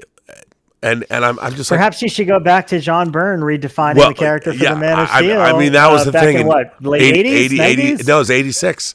It was after the end of Crisis. And they depowered him. I mean, people haven't read. I loved that. First of all, light is radiation. And I love the fact that he can get beat up. He's not invulnerable. And he probably, I want to know, was that when a kaiju stepped on him? What did that to him, Yeah. And what made him that way? When the Fortress of Solitude rotated and you see it was like right out of the 19th century, Victorian era, when the glass is focused to get the energy of the sun on him. I'm like, that was such a great fantasy conceit. And to put that together with Superman, I was delighted by that. And it just by the way, cool. The clip that they released, there's a button to the crypto stuff that we got in the footage that I thought was so sweet and kind of like, oh, okay. Which is not in what's online. So you're kind of like, just wait to see the whole thing in context. Yeah. Because the ending, like if you're a dog owner, you will understand. And plus, there was a line from one of the Superman robots when they were commenting on what they thought of crypto. That was hilarious. Oh, yeah. It was hilarious. And it was very irreverent James Gunn. The humor in that, because they're like, we don't care if what do they say? We don't care if he lives or dies. It was just it was so funny. That was what they're talking about crypto in that. Yeah, they're talking about crypto. They just don't care. So look, I'm excited for it, and I think it was earlier today. Maybe the Film Turk guys posted something about one of the test screenings that's also very encouraging. So yeah. I want a cool Superman movie. That's it. Yeah, that's all I want. So, we got a few more of these. We'll Major Chai says hello. Major, you'll look to your email tomorrow night. By the way, my teenage son saw the trailer to The Naked Gun, which we'll get to, and told me we had to go see it. I can't remember the last time he actually asked to go see a new release movie. I got to tell you, that trailer got a huge response from the audience. And since it's online, we got a much longer version. Yes, we did. We got a lot of Pamela Anderson, and she is hilarious. They literally we saw. I think our clip was like a 5-minute trailer with a lot more gags, a lot more silliness, and I think they took like kind of the two biggest gags, and that's the teaser that's out online. Yeah, but let me tell you, those two sequences brought the house down, and I guess I miss comedies like that. Like that was another the fact that when you're in an auditorium of 4,000 people and they do that dad joke that ends with OJ and everyone loses their minds, you're just like, this is what I miss about going to the movies. Is I just comedy like this and let it go. I'm sure all the young Gen Zers will get triggered by a lot of. There's some really great body humor in what they body meaning BAWDY. I was dying. Austin Powers-esque misinterpretations of what's going on. but two like really extreme versions of them. It was hilarious. Yeah. So well, that's good. That's good that the younger generation is going to rediscover this. Let's bring comedy back. Let's make comedy great again. Yeah. So John from New York with a $20 super chat says, Rob, I've seen 40 movies year to date. Some good, some bad, and some great. But a lot of those films have little to no marketing. To Rob G's point, so to say there aren't enough movies in the theater isn't seeing the bigger picture. What do you think to that? Well, it's not that there aren't enough movies. It's there aren't enough. Okay, so you who asked the question and us, we're cinephiles. So we're the type of moviegoers that are looking for those type of movies. We're looking for 40 movies to see this year. Right. I'm talking more in a broader sense of a general audience. The couple that will hire a babysitter to go to the movies once a month or whatever the case is. That's a general audience. And not unfortunately, but the only thing that permeates that audience, the general audience, is a big movie, a big studio movie. So there was a time where every single week of the year you had some big studio movie to look forward to. And again, there's a lot of reasons that that's not the case now. They're just so spread apart. Like we haven't had anything significantly big this year yet. Minecraft looks like it's going to be the first. We were really hoping Captain America would be it. And by the way, Captain America did great. It did fine. It did good business. A lot of people came in. Snow White did fine. I know a lot of people, compared to the budget, of course, it didn't do as well as they'd hoped, but it still did business. The interesting thing about Snow White, if I may diverge for a second, is just that I was telling Rob for months now that I didn't think any of the bad publicity on YouTube was going to affect it at all, because most people, general audiences, are not on Twitter and they don't follow. I didn't either, to be honest. They don't give a shit. However, what I noticed at the very tail end of this one that did affect it is this goes to my point about a general audience, is it permeated beyond the Twitter, YouTube movie crowd to media. The regular, like the news was talking about Rachel Zegler controversy and the trades, which again, never really, I've never seen trades be this savage to studios, but there were things all about the premiere being scaled back. Like it permeated outside of where you normally hear negative stuff. And I think a general audience finally started to hear those things and decided it's not worth going to see. I mean, I have to say that this movie has not even grossed $150 million globally. Yeah. I mean, yeah. It's look, and here's the thing. It's not, to be honest, I haven't seen it. I haven't gone to see it. I probably won't ever see it. But I think this movie, first of all, Mark Webb, who directed it, 500 Days of Summer, and I interviewed the cinematographer who also shot Elvis, Mandy. She's an amazing woman and an incredible talent. And the people that worked on Snow White were doing the best. They're at the top of their form in terms of career. And it's unfortunate that this film had to get caught up in all this backlash. And, I think it also, there's a cautionary tale here. Rachel Zegler, whether you like her or not, she's an incredibly talented actress. She was very talented. She can obviously sing really well. But I think that there is, if you're working for a company like Disney and you're the lead in a movie that is literally their flagship animated film, the first animated feature that Disney ever made, your job is from the time you are hired to be in the movie to the time the movie earns out, you're on their payroll. And it's unfortunate that this happened because I don't think the movie deserved it. But then Disney didn't do any favors to the film either. Yeah, So. I mean, I think it's one of those rare cases where it's a perfect storm. You know, like I did see the film, and I get shit for just saying it's okay. like, look, I didn't love it, but I'm a middle-aged guy. The movie's not for me. I've seen the original Snow White, which I love very much. None of these Disney movies are for me. I see them for work. Like, I didn't really care for Mufasa, but it made a lot of money. Yep. You know, I looked at it and I watched them from the perspective of, are kids going to really dig this? Now, a kid that doesn't have a Twitter, they're not going to care about. They're going to fall in love with the Seven Dwarfs. They're going to think Dopey is cute, and sure, you know, that's what I think will happen. I think that movie will find an audience eventually. It'll probably be more on like Disney Plus or whatever. And again, as you know, these movies take 3-4 years to make. So decisions that were made 4 years ago, which obviously aged poorly, kind of are part of this outcome. But I think Disney and I hate to give Disney credit, but they've done a great job at trying to right the ship. They did have three ginormous movies last year. Yes, whether they you did. like it or not. They pivoted Moana 2 from a Disney Plus original to, well, did that cross $1 billion yet? It probably did. It made a lot of freaking money. So hey man, and Lilo and Stitch is going to make all the money. Yeah, we saw a clip from that. It looks great. Looks like great fun. It's going to kill. So yeah.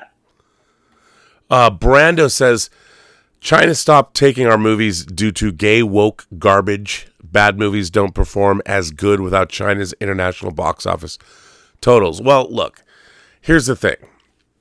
I just read what you wrote, but I think that's an overly simplistic way of looking at things. There's a lot of reasons why China doesn't take our movies, and they've always not taken some of our movies for whatever reason. But movies do not. There's been a lot of movies that have made a ton of money without China, and remember, Chinese box office is a recent thing anyway. So it really depends. I mean, obviously, do we want Chinese box office money? What is it? Ni Za 2 is now the most successful, one of the biggest of all time. It's a Chinese animated film that didn't need the U.S. box office to make it one of the top grossing films ever. So look, despite what's going on with this country, we live in a global marketplace, and the world loves cinema. And would it be nice if we didn't pander to international markets to get into them? Yes, but we're not standing on idealism. We're trying to sell well, we're not, but I mean, sometimes I am. True noir. But we're trying to sell a product that we want the world to consume. And I still think Americans are the very best at making movies in all the world. Much as I love Korean cinema, much as I love Bollywood cinema, there's a lot of great movies being made all around the world.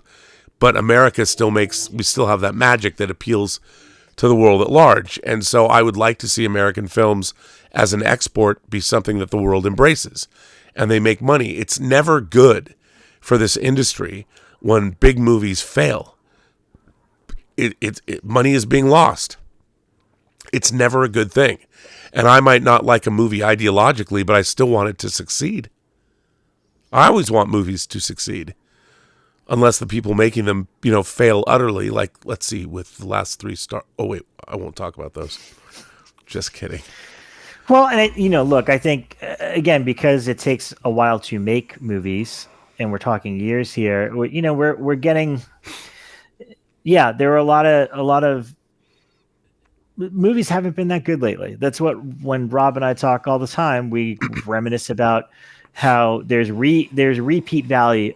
I will watch RoboCop right now if somebody puts it on. Like, you know what I mean? Like, there's certain movies that no, I'll watch it right now. Sure, let's go.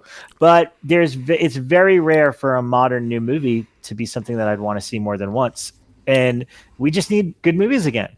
And that's part of why I was so excited by some of what we saw at CinemaCon, is because for the first time, the last 2 CinemaCons have all been, here's this sequel, here's this, book, this IP or whatever.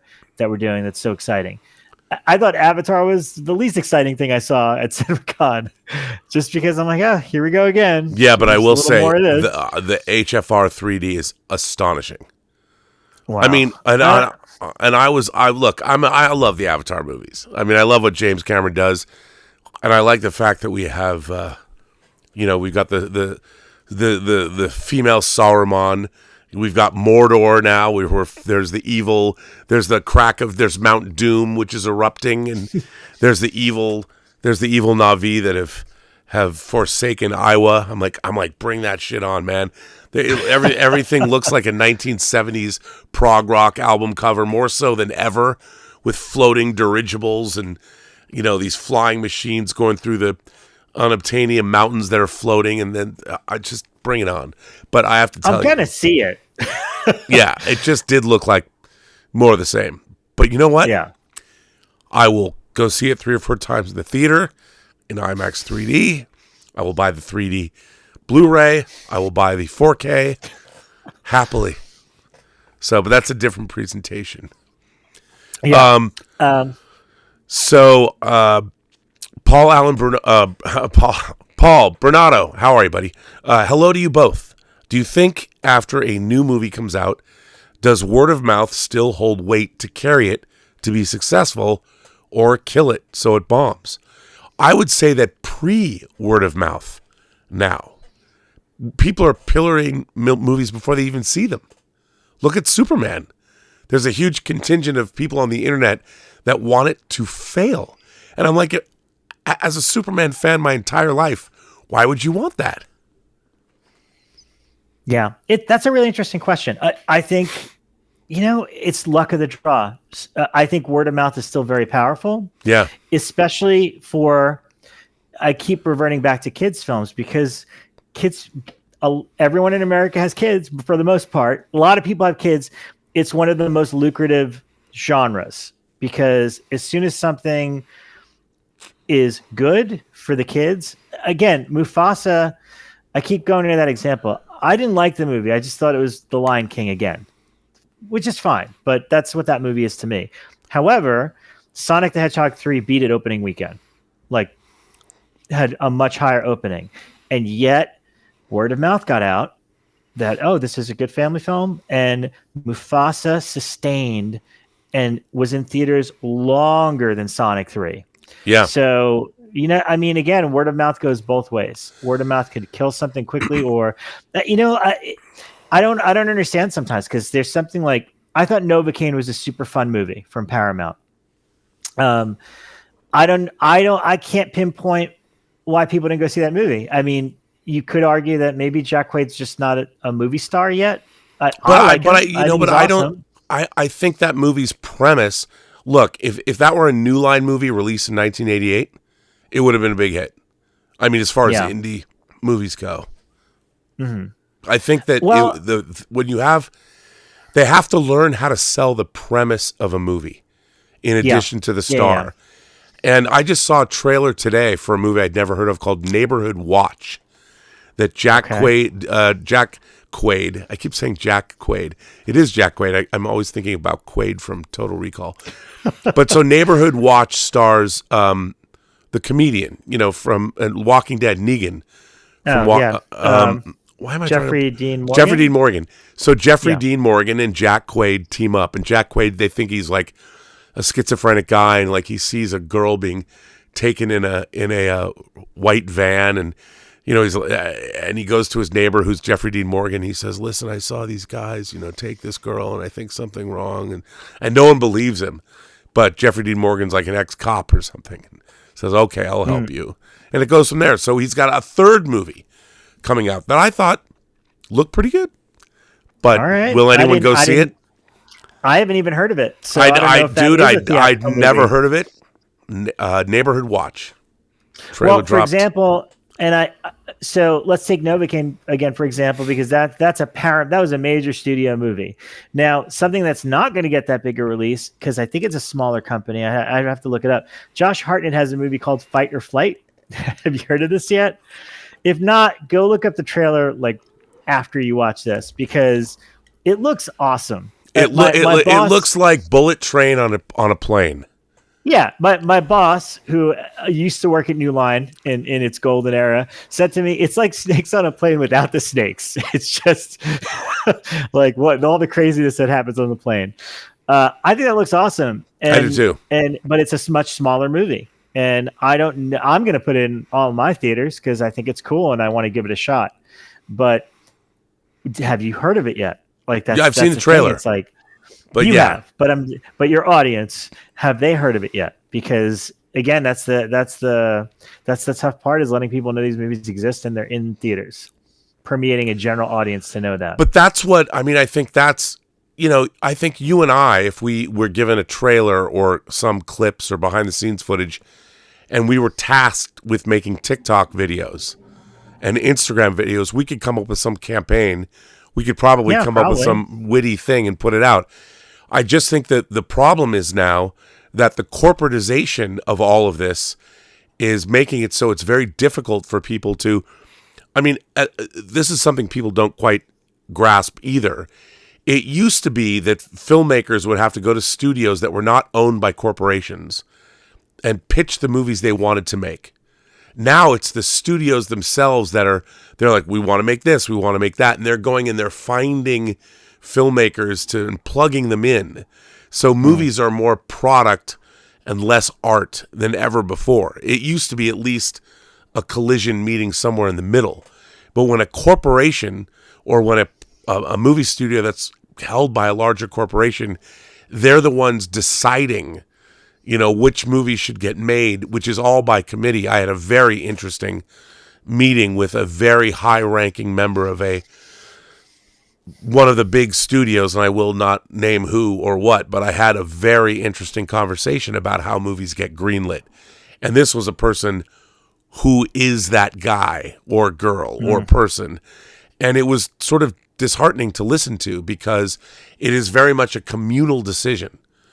Yeah. And I think that's part of it has to do with there's no mavericks anymore that are allowed to snap their fingers because movies are too expensive. If New Line was making great genre films like The Hidden for less than $10 million, well, then it would be great. But that's why I don't understand why the studios why doesn't every studio have a Blumhouse or an Atomic Monster? I mean, we tried to be a part of that. Dave Parker and I tried to be a part of that, and they shut it down. So, what are you going to do? Let's see. B Thing says, I've done college radio with the last couple of years. The Beatles are still very much known among college age folks. Well, I think everybody knows the Beatles, but how much do they incorporate the Beatles into their very beings? I don't know. And then B Things goes on. Oh, this is interesting. Thoughts on Sundance moving to Boulder, Colorado. As an alum of CU's Boulder Film Program, I'm intrigued. And he lives in Chicago. What do you think? What do you think about Sundance leaving, Utah? I mean, I've never been to Sundance. I don't really have much of an opinion of it. I just know that it's so associated with Utah. I'm actually going to Boulder this summer for the first time, so I'll get to explore Colorado a bit. See, to me, Boulder is all about Mork and Mindy. That shows you how old I am, because it was set in Boulder. I mean, I've heard a lot of your YouTube colleagues talk about how Sundance has changed over these recent years and is feeling less relevant. And again, I don't know what I'm really talking about, but I think a change in scene might be great, and ironically enough, I'm planning a trip there before any of this Sundance stuff. And I was reading up about Boulder and things to do there and about the community. And I just thought it sounded cool. So it was just like, again, it's one of those Matrix moments where all of a sudden I'm reading up on a location and then Sundance is moving to Boulder, Colorado. And I'm like, oh, that makes sense, because I was just reading about how cool it is there. So I don't know. You have any thoughts? No, well, look, I think film festivals in general, independent film festivals, have totally changed. No one is more the star fucking that goes on at indie film festivals. Are there really any indie film festivals anymore? I mean, it's everybody wants stars and big movies, and that's very different from when I started bringing projects I'd worked on to festivals in the 90s.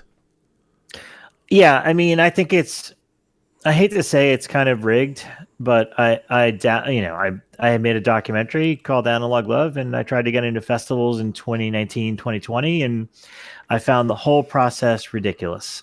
And, I produced something that was a little more a narrative feature. I'm going to be careful how I say this. I produced a narrative feature that checked certain boxes, and it got in with no problem. And I was just kind of like, oh, okay, that's how this all works. So yeah. I don't have any faith or stock in film festivals. Yeah, I mean, it used to be fun. I mean, as somebody who grew up going to film festivals, the Seattle International Film Festival was the most important film festival in the world to me. And luckily, I was able to take the Hills Run Red there, which was a little dream of mine. But I had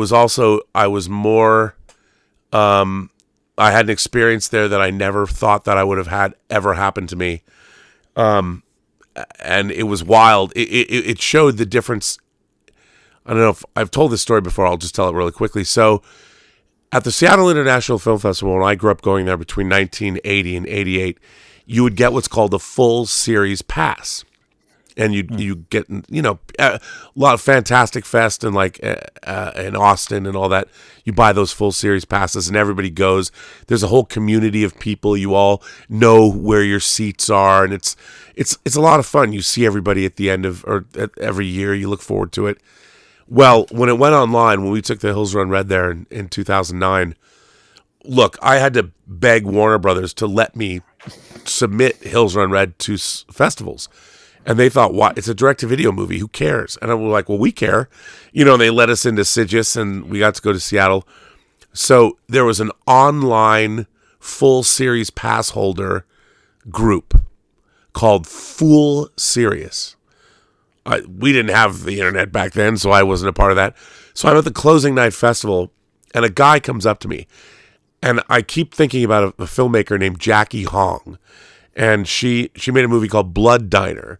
Jackie Hong. I love Jackie. Yeah, I didn't very much love Blood Diner, but she came and spoke, and nobody would ever think to say anything bad to a filmmaker. We were always honored that they came, whether you liked their movies or not. We saw the filmmakers as sort of revered figures, and how much could we learn from them, and how many questions could we ask. We would never disrespect a guest from the festival. So here I am at the closing night festival in my hometown at a film festival that I wanted to go to my whole life with a movie that I understood but it was for the midnight screening. It was exactly what it was supposed to be. And a guy walks up to me and he says, "So, how does it feel to have made the worst movie at the festival?" And I said, well, I didn't know what he meant. He goes, yeah, I'm a full series pass holder, and the thing is, I was the original full series pass holder for when they first started, and again, 30 years had gone by, but it showed how the world had changed. And this guy was coming up to me to obviously start something, get my goat. I don't know. I was very polite because everyone can have their opinion. And yeah, according to our full serious website, you made the worst film in the festival. And I'm like, well, to quote Johnny Depp and Ed Wood, my next one will be better. And I sent him on his way. But then I looked it up, and there was only one person in that group that actually went to the film and reviewed it. So there was only one rating. So it wasn't, whether it was the worst movie or not, it wasn't fairly rated. But what was amazing to me is that guy wanted to come up, like, he doesn't know how long we struggled, 3 years. He doesn't know what we put forward and how I turned a $350,000 project into a $4 million project with Joel Silver. For me, the movie was a great triumph. So it didn't, here I'm talking about it, so I guess it did bother me. But the fact is that the guy came up specifically to insult me. And that's what's different now. Before an independent film festival, the movies that I would see all kinds of things and from all over the world. And it was so exciting. And even if I didn't like a movie, if a filmmaker came, they were figures of to be revered because they made a movie. Nowadays, it's everybody's come to believe that their opinion matters. And I guess the democratization of the internet has made that true. But nobody respects people that have actually done work. When everybody's opinion matters, the people that actually sacrifice sometimes years of their lives to get movies made, no one cares anymore. So the international film festivals are all about status, prestige, clout. They're not interested in finding. The film festivals would discover things. Yeah. You know, you discover things like seeing She's Gotta Have It, Spike Lee's first feature. That was a revelation to me. Nowadays, that movie would never get into a film festival. No, it seems like they're also super competitive about getting their premiere for whatever specific film because it has so-and-so involved or whatever the case is. I don't know. I have nothing to do with that world. I'm in theatrical now, so I know the real world. Worry about movies that are going to come out in movie theaters. Okay, I will get back to. We'll stop here and go on. We'll soldier on. We've got more super chats that we will get to your super chats. Oh, I have one more though. Let me from Miss 50 and Still Metal. Miss 50 and Still Metal, who watches these late night shows, says thanks to Rob G, our programmers, Cinesylum in Phoenix, Arizona. Arizona packs the theaters here. Rob and Rob, do you both think theater change should break up from being the whole dinner theater, or should break up? Well, she says break up from being the whole dinner theater format and create more old school general seating theater choices? Well, there's two interesting things there. I'm not. I appreciate the dining theater experience, but I also find, like, the first time I went to an Alamo Drafthouse in Austin many, many years ago, I did think it was the coolest thing ever in that moment because it was new. I can order nachos and a beer or whatever. Lately, I've found it to be a terribly distracting element. I don't think food and movies should be together. I think popcorn and movies should go with it. I agree. And the only reason I had a friend who went to Alamo like within the last 2 years to see Stalker, and he said he was livid that they came in during the last 15 minutes to like annoy him about the check. Like, so there's like little things like that.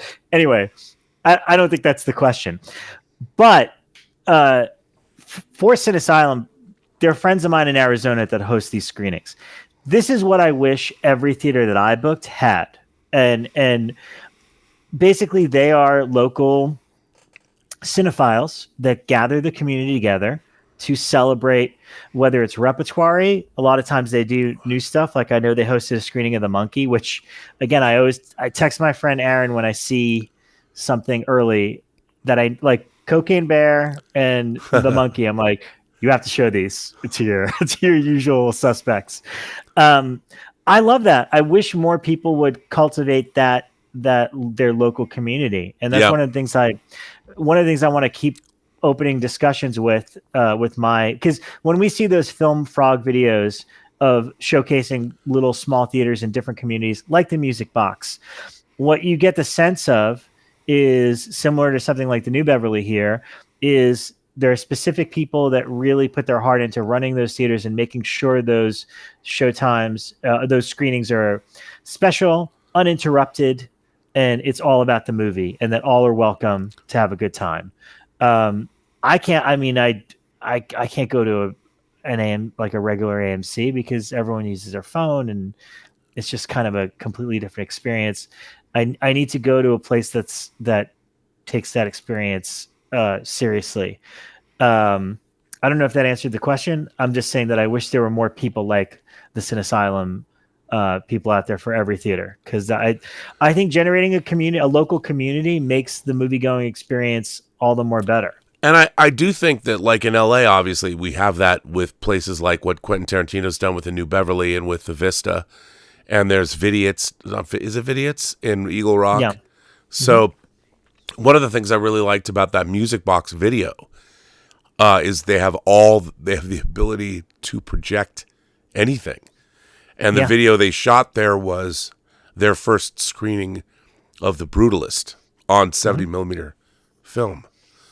Yeah. So, No, it's yeah. Well, and that was one of the weird from the Variety article that you kicked us off with. One of the weird contentions between the studios and theaters seems to be, obviously the theaters want longer windows, meaning they want movies to be exclusive to theaters for a lot longer.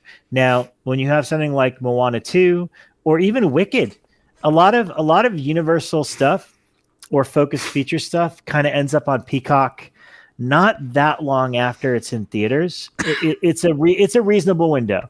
But you know what? They really rushed Fall Guy onto digital as quickly as possible. Even if something's a failure, I don't think they should do it. I think they should still give it a little breathing room, because when you have a Wicked took forever to come on Peacock. And that's great because people still went to see it in theaters, and it worked because the sequel got one of the biggest responses I've seen at CinemaCon. And you know what? I'm not a huge fan of those movies, but I respect the hell out of them. I want people to come and see them. So I don't know. Well, let's soldier on into Warner Brothers. All right. I'm literally going to soldier through it as quickly as possible, and anything you want to elaborate on, let me know.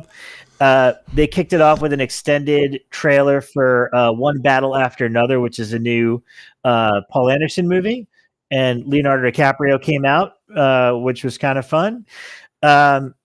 Basically, it was kind of an extension of it was a long scene that's an extension of something from the trailer, which is basically Leonardo's on the phone and he can't remember the password or whatever. So his character seems to be like he's in that era where he seems like a very idiosyncratic Rick Dalton type, if I may. Yes. like that's what he's doing now, and I'm all for it. I hear the run. I don't know if they said it at the panel. I hear the runtime is very, very long, which is going to be a challenge because that means there's only so many times we could show it in a day. But he makes incredible movies, so hopefully that'll be a winner. They also gave us our first look at The Bride, which is an updated version of Bride of Frankenstein by Maggie Gyllenhaal. I have to tell you. Yeah. What are your thoughts? Because again, Bride is a Universal monster, but this is Warner Brothers doing their take. I did not know what to expect, but what a drug-induced fever dream of trailer. Yeah. I mean, it looked like something Gaspar Noé. It looked like, I was like, is this Enter the Void meets Andy Warhol's Frankenstein? Like, what is this?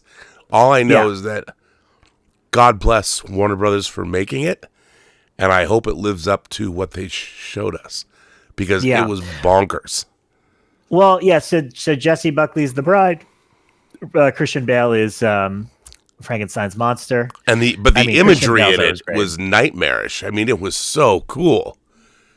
Yeah, it's like Rob is describing. It was like it's like a Gaspar Noé version of Frankenstein, but like what some of the like Sid and Nancy style, like because obviously in the original Bride of Frankenstein, she immediately rejects. She's mute and immediately rejects Frankenstein's monsters. She's definitely not mute in this. She definitely meets him much, much sooner in the movie.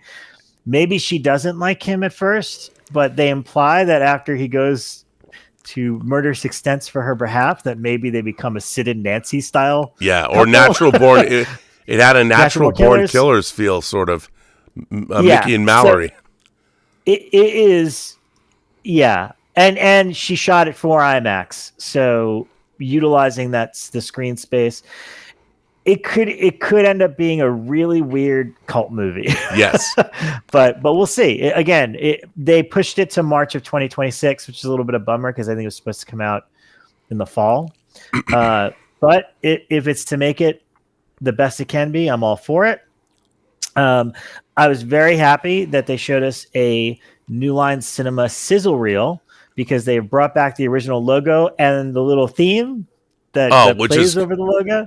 But they also showed us the original like scan line New Line Cinema logo that was in front of the Evil Dead when I saw it in '81. Yeah.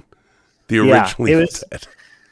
It was pretty incredible. And so the main New Line feature they're going to focus on is Final Destination Bloodlines. They showed us a pretty elaborate sequence from it, dude, that brought the house down. And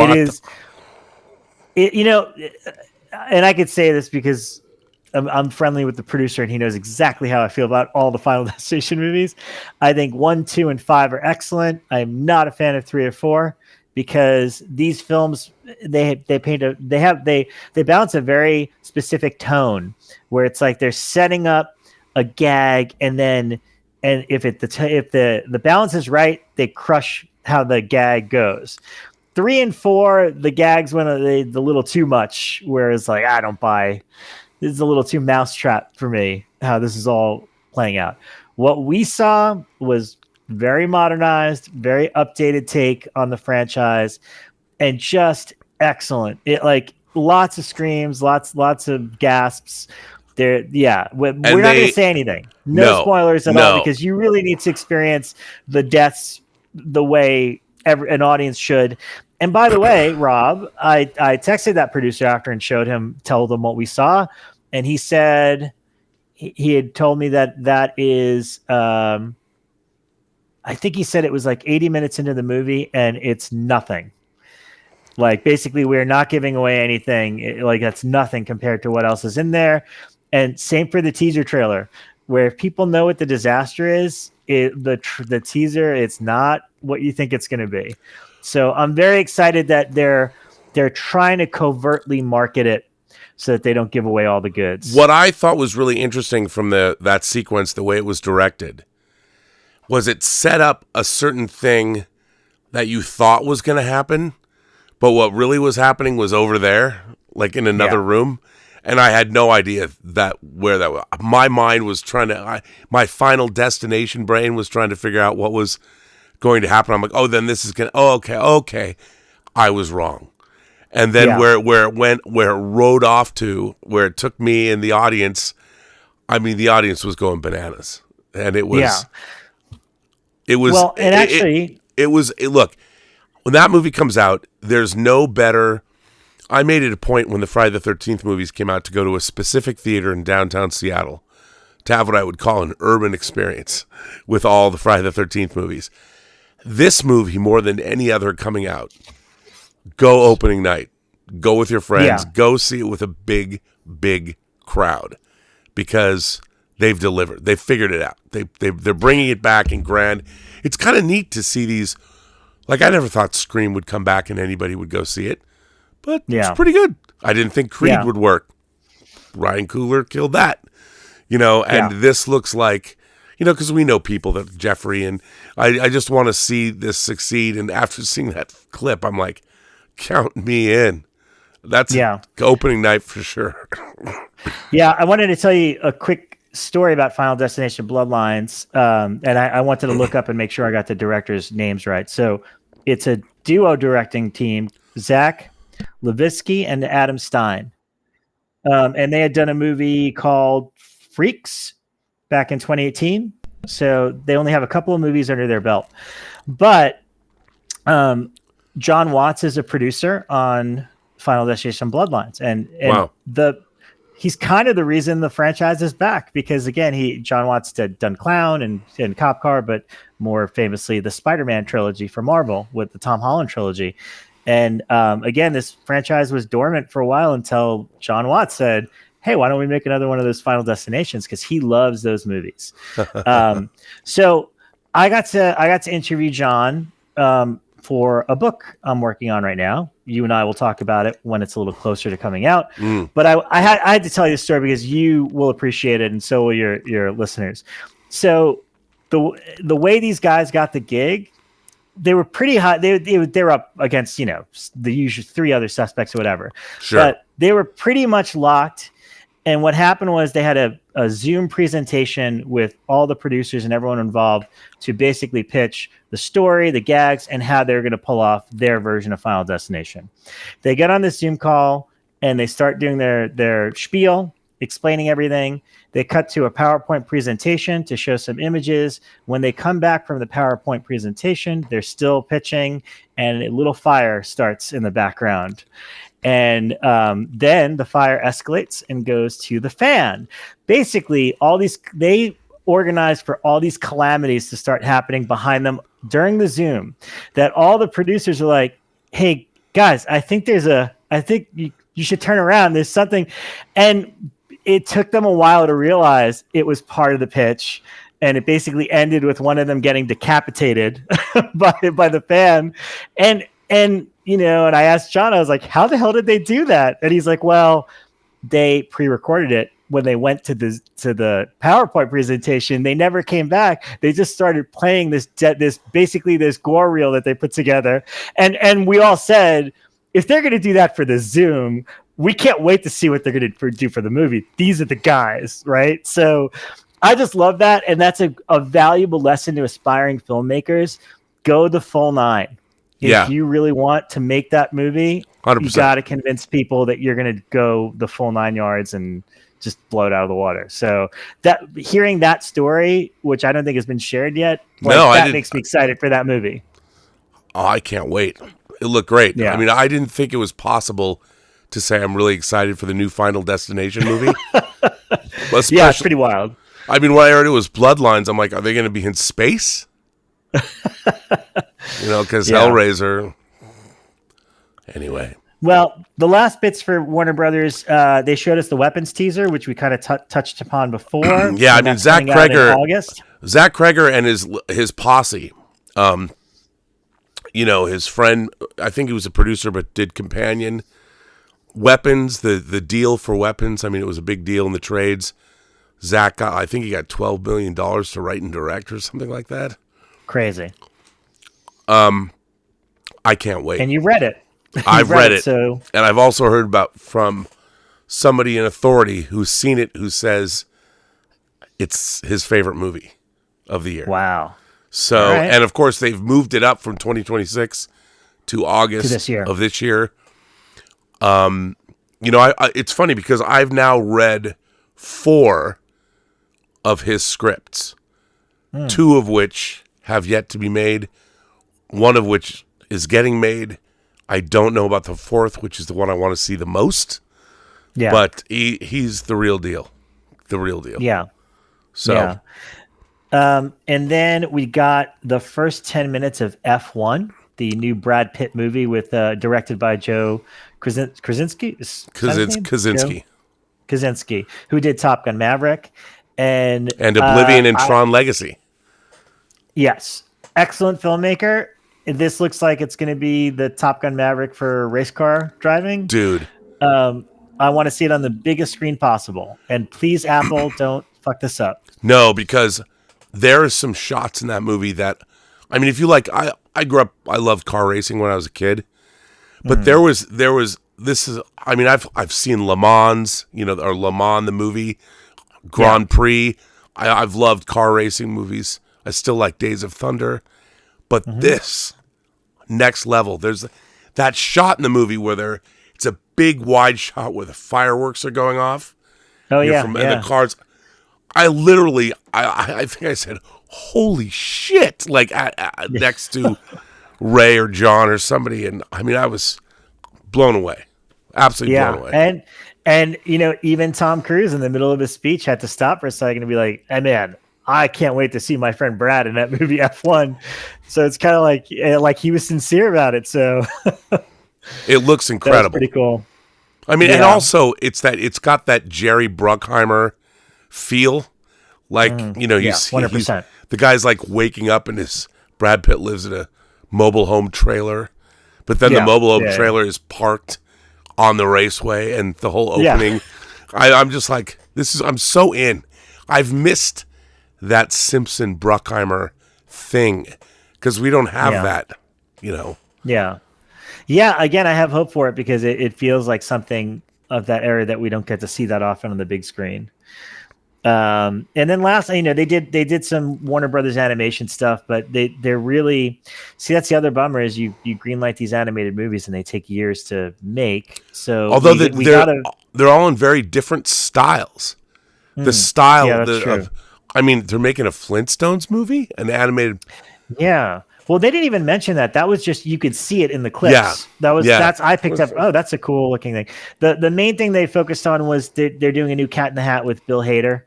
And they showed a very rough trailer, which was pretty decent. I laughed harder. I didn't know that he did a bit on Saturday Night Live, so that they showed that, which I thought was even funnier. And I honestly, there were like 3 or 4 other things based on books and stuff that I completely missed because I'm not familiar with these newer kids' books. And then we saw the DC panel, which was basically all Superman. We've kind of already touched upon all that. By the way, Thomas Logan sends in a super chat since we're here at the part of the panels. Well, first of all, Marco says, I find James Gunn a one-trick pony. I only like Guardians of the Galaxy 1. I disagree with that. I'll get to that, but let me read Thomas Logan. Thomas has a big mouth. Love him. Bobby, I hate to rain on your parade, but Fantastic Four and Jurassic World will crush Gunn's Superman. If Gunn wasn't such an egomaniac, he would have moved it. And then Amir Nazam says, people want Superman to fail because we've gotten progressively cynical and social media rewards us for being negative and sensational. And Marco Esquindoles says, Superman looks amazing. Screw Gary. Jurassic Joey became a member of the channel. And all of those things are comments about Superman and its box office. What do you think? We talked about it earlier, but look, I will say this. I am so bored of the Jurassic Park franchise. Look, I love human beings eaten by dinosaurs as much as vampires do, but dinosaurs as much as the next guy. I will say, even though it's not the Warner Brothers presentation, we're up to Universal, so you could start. Okay, well, we want to talk about... That's the first thing they showed us. Yeah, I was like, it's a horror movie. I mean, straight up. It's genetic engineering. It's the island of Dr. Moreau of dinosaurs. I didn't really care about Jurassic World Rebirth until this trailer. Same. I couldn't have... The first trailer they released that's online now, I couldn't have been less interested in another Jurassic World movie. But what they showed us, and I'm assuming they'll release it soon enough, it felt like a second trailer. Yeah. Was really bonkers and crazy and had some like you said, it felt way more like a monster movie than any of the previous ones. And that's exciting. I mean, I love the fact I could care less if one movie crushes another. I want all 3 to crush. I want to see the new Jurassic World as much as Superman and Fantastic Four. Look, I think Fantastic Four. I think what people don't understand, and it's been frustrating to talk about Superman in this way, is one, I've worked with James. I work with him on the specials, which he wrote and was in, and I was a producer on it. I have always loved James Gunn. And when I think about James Gunn, I think Slither. Yeah. I loved Slither, and I loved Super. You know, he made these Super's 2-3. Weird. It is so weird. And I read his novel, The Toy Collector. And, you know, he does have a very bawdy, dark sense of humor, but that's what fuels him. But he's a delightful guy. And I've always loved James. And I think what he's trying to bring to Superman is not just the fantastical, but the joy of when I think about tone, I always go back to a movie like Back to the Future, which is a movie that opening scene where you have the camera panning across all the clocks, and then it ends with Einstein's bowl. You know, they dump, clearly Doc Brown and Einstein are gone, and there's just a pile of dog food.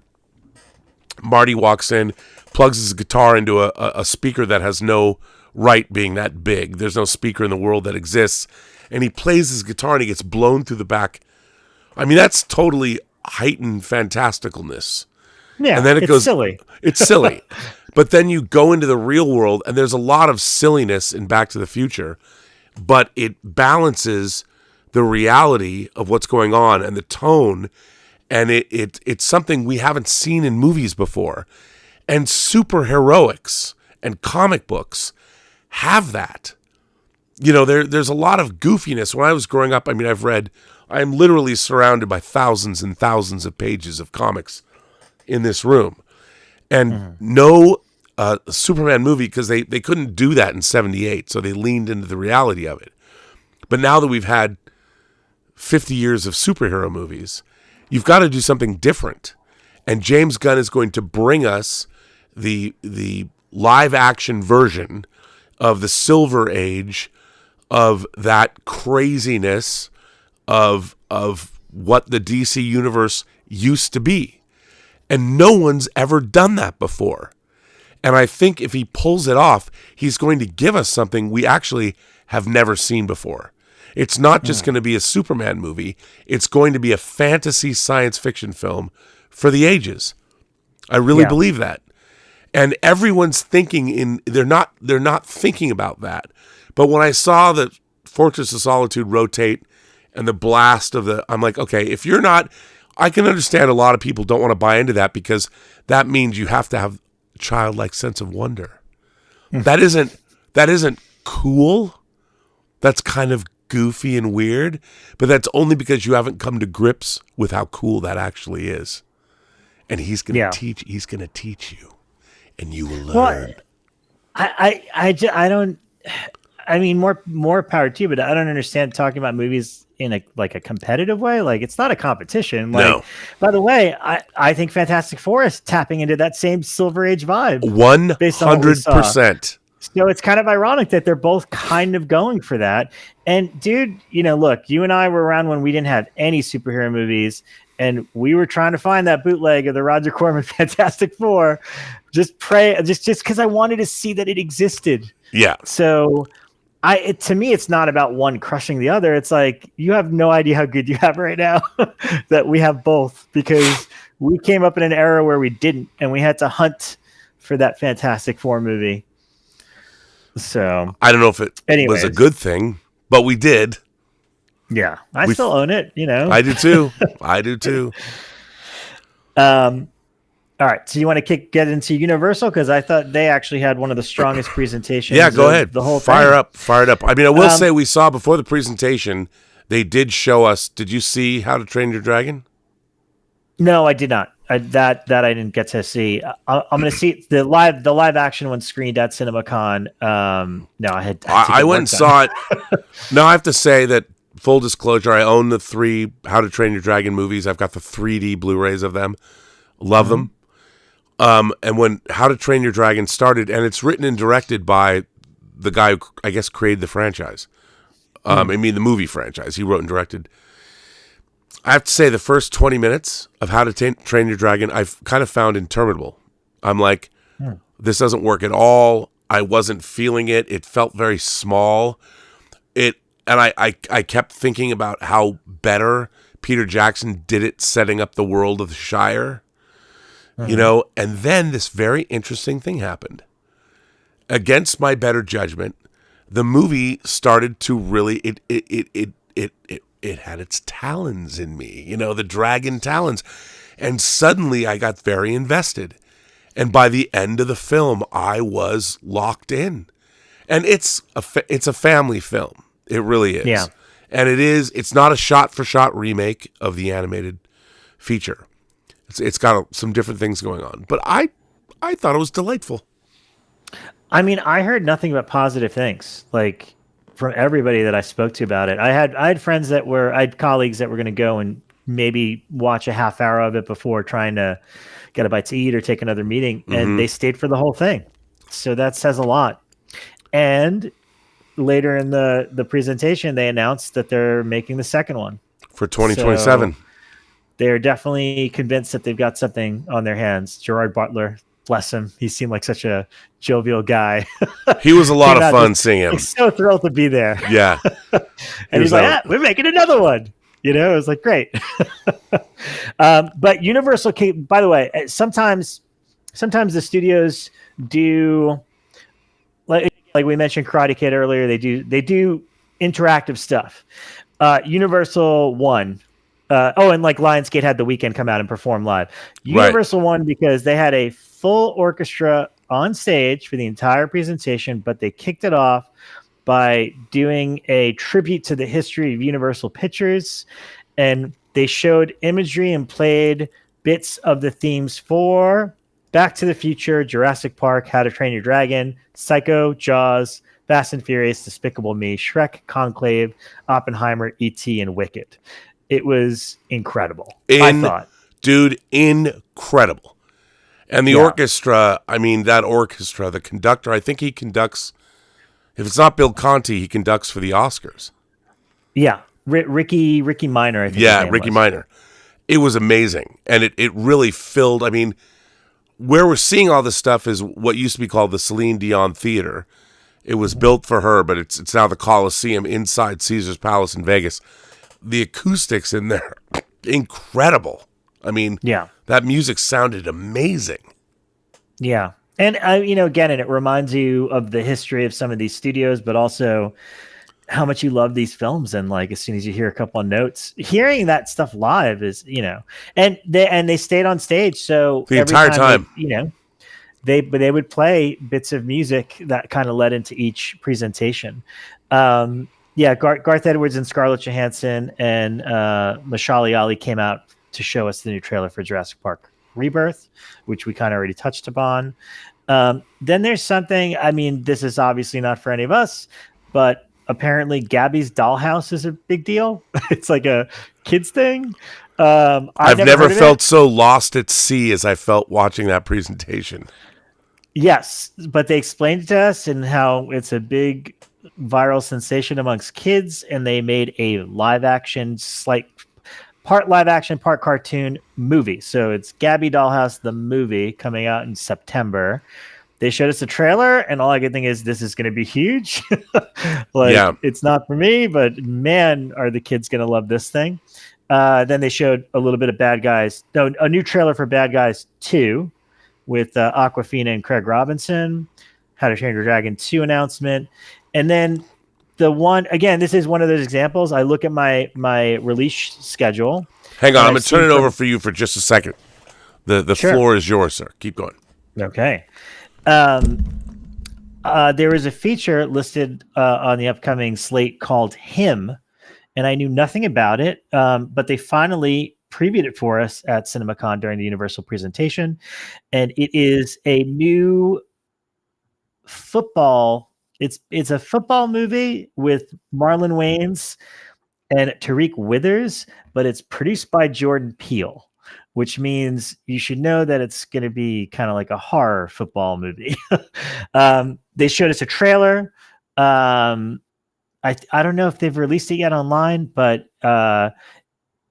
I don't know what's going on. All I know is that Marlon Wayans is like a football legend that is now training this younger guy, and there's all sorts of weird Jacob's Ladder-esque kind of satanic footage happening. So is he, I don't know, is he selling his soul? Maybe that's what it is. That should be online any day now, and I think you guys will like that. They also showed the trailer to Nobody 2, which with Bob Odenkirk, and it looks pretty awesome. It kind of takes the premise in very comical direction, where he's basically going on a much deserved vacation with his wife and kids, and has promised them that he's not going to get violent at all. And of course, he's basically stumbles into the middle of some sort of criminal empire while on vacation. I think it was in Florida at like a Disneyland type resort. So that was pretty awesome. Focused Features came out, and they're the ones that put out Nosferatu and Conclave, and they had 3 new films. They showed us the teasers and trailers for all 3. They were the new Wes Anderson movie, let me see if I can say this right. The Phoenician Scheme, which is That is correct.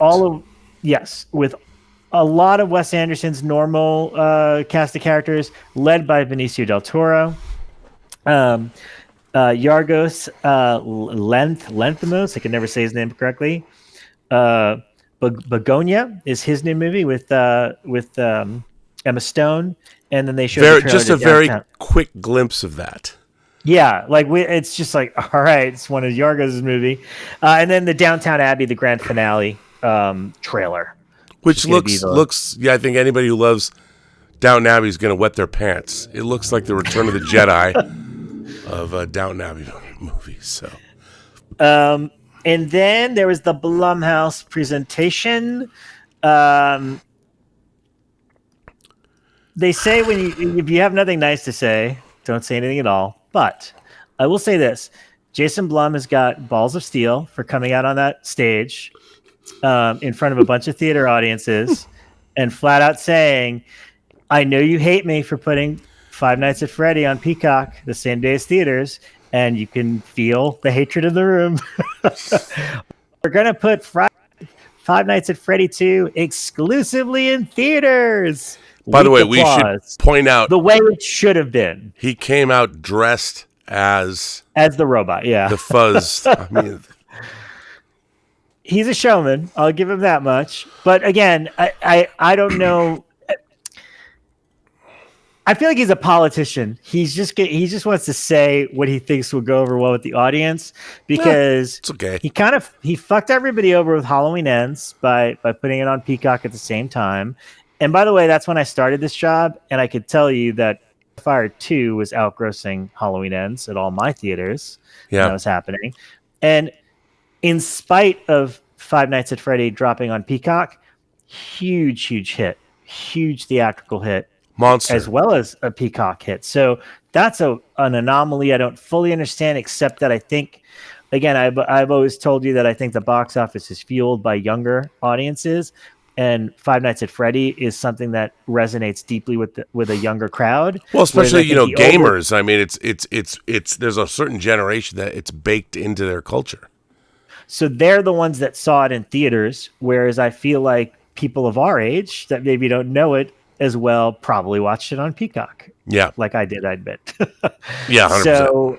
So there's another Five Nights at Freddy. Basically all sequels. Black Phone 2. With Scott Derrickson returning, I thought that was interesting because he's never done a sequel to any of his other movies. And I watched the first one once. I know it's based on a Joe Hill story, and it looked pretty cool. It looked pretty scary. Ethan Hawke's in it again with the. I thought the trailer looked great. I mean it. Yeah. It's funny. I saw the first movie at CinemaCon. Oh, okay. They showed it at CinemaCon, so I saw it at CinemaCon. And it went over really, really well with the audience, and I thought this trailer looked even better. I mean, it looked like it had a lot more because he even said Jason Blum's like, our main Ethan Hunt, Ethan Hawke was killed in the first movie, but they figured out a way to bring him back. Yeah. So I did I was intrigued by kind of that the supernatural kind of weird. What territory we're getting into for the sequel? It's going to be something totally different.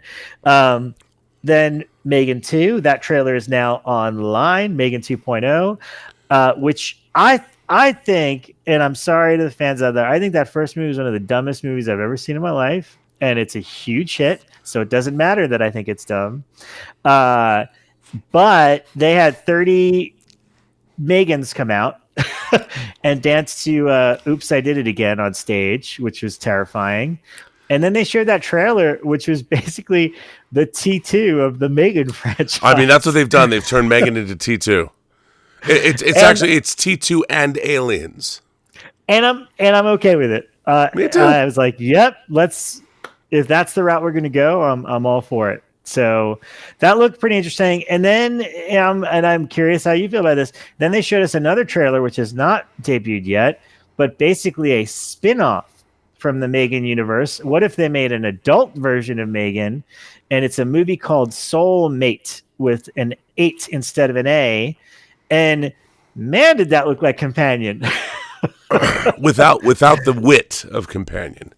But and at least they're marketing it and telling you in advance that that's what's in the movie. You know what?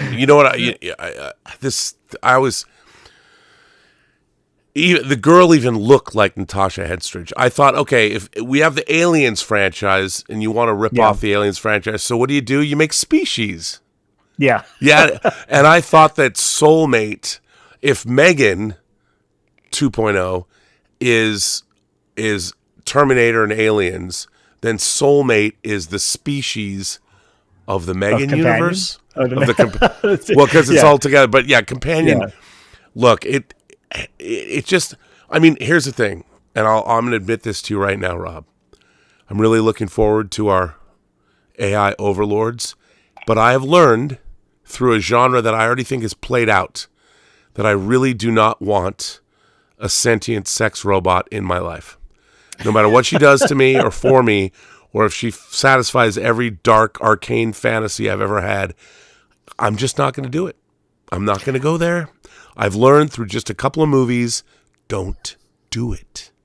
Don't go there. But do we need more of these movies to learn that lesson, or just No, I think I was watching Soulmate and I'm like, everything in it looks like it's very beautifully made and all that, but I'm like, I've seen this movie. Yeah. Like over and over and over again. Well, I've seen this movie since the Stepford Wives in the 70s. It's just every once in a while there's like a subgenre of genre movie that just has a bunch of movies. And the one I don't understand right now was like, have you seen Opus from A24 yet? No, I'm dying to see it. Is it not good? I'm not a fan of it. But the main reason is because now this is like the fourth movie that's oh no, let's go away to a place and meet a bunch of people that are obviously a cult. Like like Midsummer, what was the Blink Twice? There's another one that's exactly that. The Menu. Like, oh right, yeah. And by the way, but do we need 5 of these movies to tell that premise? No, and I'll tell you why. If you want to talk about the granddaddy of those movies, Karen Kusama's The Invitation is still my favorite. Yeah. That's one of those. That's a very like adult, like art house version of that kind of. Yep. But by the way, Karen, if you haven't seen Karen Kusama's Destroyer with Nicole Kidman, I haven't yet. No. Oh my God, where is Karen Kusama? Didn't she make Jennifer's Body? Was that her? Yeah. She's doing something right now. She was supposed to do Dracula for Blumhouse, but that went away. I just want more Karen Kusama in my life. Can I have that? Me too. She's doing something because I think she just did the Criterion Closet not too long ago. Oh, okay. Like a video for that, I'm pretty sure. Quick announcements, because there was no footage. This is all stuff for much later from Universal. They are doing a Super Mario 2 for 2026. Yep. They're also doing Minions 3 for July 2026, Shrek 5 for December 2026, and they said they have brand new films in 2026 from Steven Spielberg, Untitled. They didn't even tell us. That's his Untitled sci-fi UFO disclosure movie. There you go. And Christopher Nolan's The Odyssey. So that's all exciting. And then they closed it with Wicked for Good, which was a pretty great trailer. They played the music. That last shot of Afaba flying with the winged monkeys behind her. Yeah. That was dope. Yeah. It was, it really, again, that you can't deny.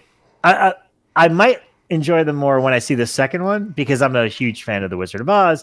So I was confused by the first movie because I'm like, how does this line up with The Wizard of Oz? Oh, but apparently this new one goes.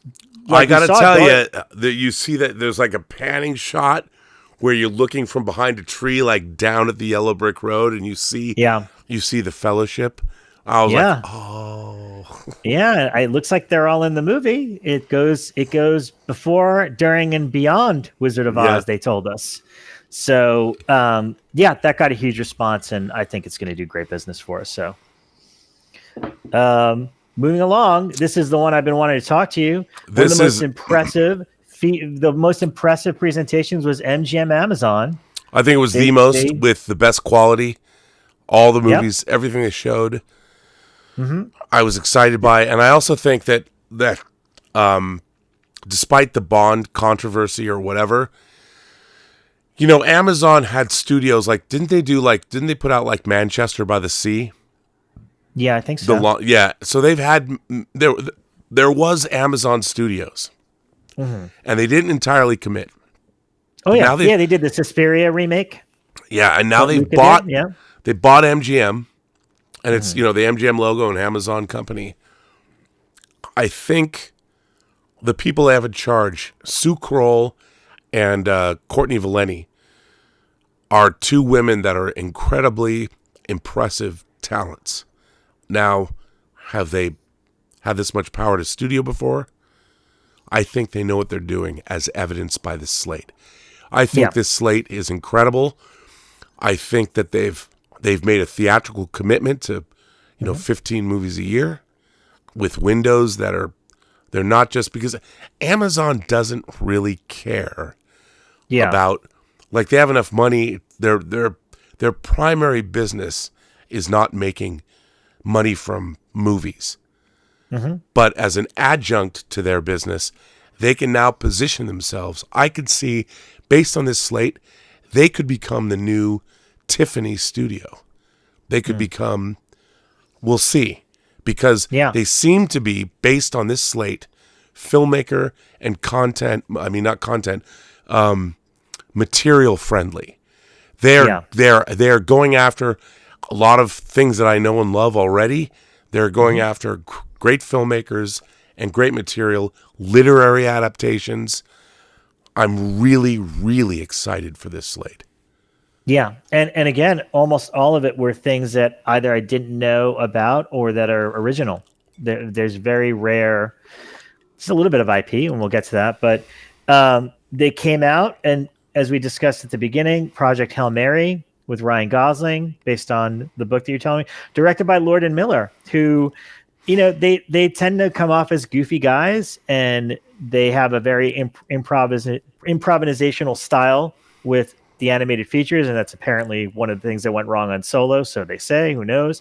But those guys have heart.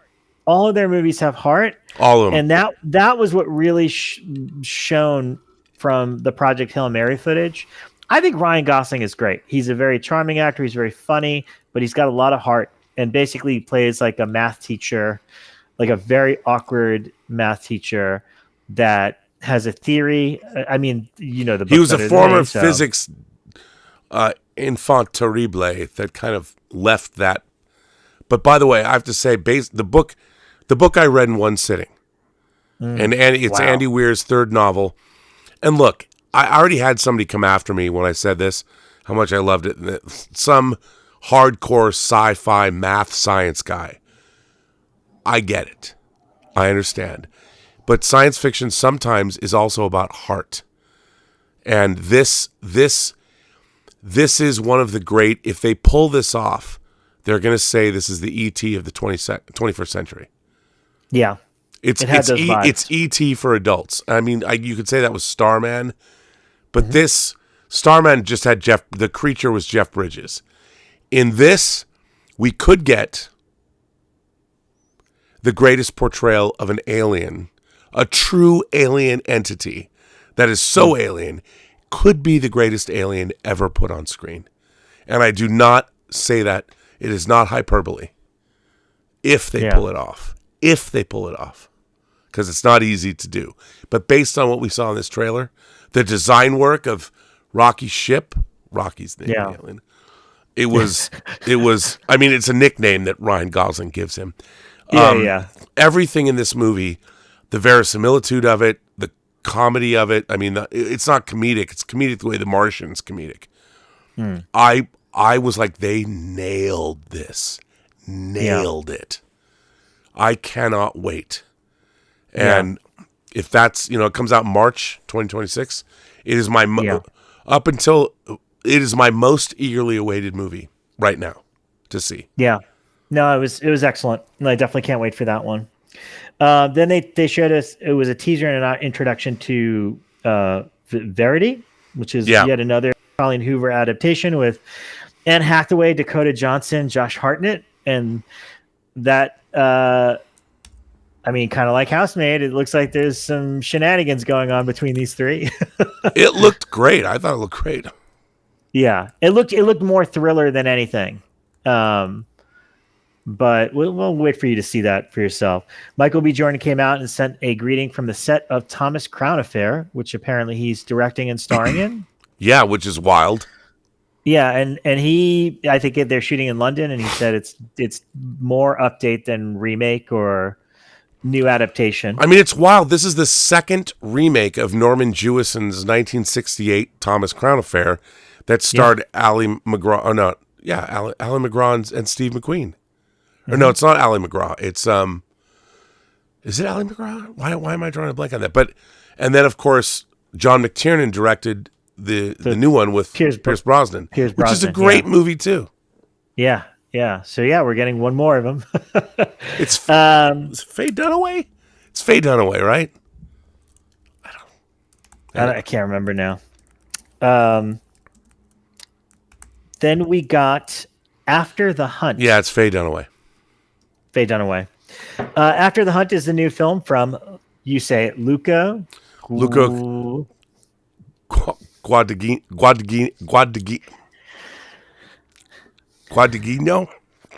Guadagnino. That stars Andrew Garfield, Julia Roberts, and Aya Edebreebe from The Bear. That looked kind of interesting. It looks like of today, the Me Too, and I thought it looked great. Yeah, there's a scandal. Julia Roberts is kind of the professor to these two younger students, and one of them gets accused of something, and then it becomes kind of this basically who's telling the truth and who's going to side with who and how will it affect their lives. It reminded me a little of The Hunt, the Mads Mikkelsen movie, even though it's not the exact same premise. I just thought it was kind of interesting that it tackles those same themes. There's a Chris Pratt movie called Mercy. And I thought this was super cool because it kind of had maybe a little bit of a Minority Report vibe to it, where basically he has designed this chair. They've abolished lawyers and judges and all that stuff. Yeah, AI, basically judge, jury, executioner. You get a 90-minute trial where you can plead your innocence. You're strapped to a chair and you're surrounded by an AI unit, and you have to prove your innocence within 90 minutes or die. And it was directed by Timur Bekmambetov. Oh, is that the Russian? Night Watch, Day Watch, and Wanted. Yeah. That's right. Yeah, he stood up. So they showed us an extended trailer, which looked awesome. And again, it looks like the 90-minute trial means that the movie will be in real time. Yep. And Chris Pratt is the guy that designed the whole system. So that's the other quirk and twist to it, is that he's the one that built it, and now it's being used against him. And then as soon as the trailer ended, he was on stage in that very chair. And the only way he can get out was to bring up crowd enthusiasm. So he's a very charming guy, and he went through his usual spiel trying to get the audience to react strongly enough so he can get out of the chair. I thought that was awesome. And again, I did too. Maybe it's based on something, but I thought it seemed like a brand new, fresh, original, like almost like a high-tech cube, like just like that simple concept. Yes. That you're like, oh, cool. All right, I'm into that. So I thought that was awesome. The next film, we didn't get any footage. We got it behind the scenes, and you're not going to believe it. It was called 3 Bags Full, a sheep detective story, and it stars Hugh Jackman, who is a sheep herder. So okay, this movie was written by Craig Mazin, who wrote Chernobyl. He directed movie like a superhero movie. He wrote Chernobyl, and he's a writer-creator on The Last of Us TV series. Wow. And now, when I saw this trailer, I watched this, and Hugh Jackman is a shepherd to these sheep. Now, what we saw, The sheep are just regular sheep. But it's based on a novel called Three Bags Full. And it's an original German novel. And I'll tell you what it says about the novel. It is a detective story featuring a flock of anthropomorphic Irish sheep out to solve the murder of their shepherd. So, is it like Babe? They didn't show us any of that. They didn't show us the sheep talking. And they didn't show us the death of Hugh Jackman, but that's apparently what it's about. So you just described those other projects that this guy has done before. Just to give an idea of the tone, we got a lot of Hugh Jackman smiling a lot, and it was all edited to the Proclaimers' "I Would Walk 100 Miles for You," or 1,000 miles, or whatever. Oh, yeah. That song. So that was the tone. It was like this kind of really funny tone. Yeah, I thought, I mean, again, I'm all for, I've never seen anything like it. And that's why it's like, this could be a kid's movie. It could be talking animals, I guess. I don't know. But Hugh Jackman's having a good time and they're playing the Proclaimers. I'm going to watch this. Oh, yeah. Well, here's the thing that's really interesting. So in the description of the novel, and it's Emma Thompson. Yeah, right? Emma Thompson as well. Yeah. So in the way they describe the novel, here are the main characters. Miss Maple, known as the smartest sheep in Glenkill, she leads the investigation into George's death. I mean, anthropomorphic sheep. Then there's Sir Richfield, who is the head ram. Sometimes he seems to have a wandering mind, forgets things easily, especially when worked up over something. Then there's Othello, the literal black sheep of the flock, is somewhat mysterious. He hasn't been with the flock long, but hints at a dark and troubled past. Then there's Mopple the whale, Marino, who remembers everything and likes to eat. There's Zora, a pensive black-faced ewe with a weakness for clouds and abysses. And Melmoth, Sir Richfield's long-lost twin brother. So the main characters of this story are anthropomorphized sheep, which they did not indicate to us in that trailer at all. All we saw was there were a bunch of names, big names, and we saw them behind mics, assuming they're providing the voices for a lot of these animals, I would guess. Yes, 100%. Patrick Stewart's one of them. Yeah. It's just like, great. Patrick Stewart as a sheep. He must be Sir Richfield, the head ram. That sounds correct. I'm just saying. Yeah. Well, it looks like fun to me. I'm excited for that. Then they showed us Crime 101, which is a new feature with Halle Berry, Chris Hemsworth, Mark Ruffalo. We kind of got a pretty lengthy trailer for this. I'm trying to remember who directed, because I think the director was on stage too. But the 101 it's basically the road on that goes through Los Angeles. It looks like a crime cape. I don't know. Kind of reminded me of Heat, like something in a Michael Mann world. It's directed by Bart Layton, who directed The Imposter and American Animals. Mm-hmm. So he did The Imposter in 2012 and he did American Animals in 2018. Now, I'll tell you why I'm stoked about this. One of my favorite modern crime writers is Don Winslow.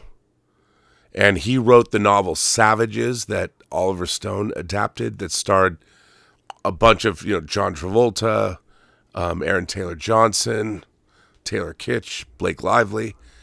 I like the movie, but I love his novels. This is based on a novella of his I believe it's called Broken.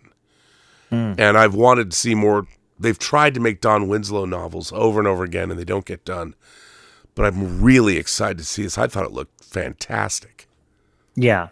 Yeah, I mean, again, it looked like, when's the last time we got something like Collateral? Right. An LA set, like crime thriller with an all-star cast that looked like it was of a very high quality. And that's those are the vibes. I just kept getting Michael Mann vibes Like, I was like, oh yeah, totally. it's like something like he would make.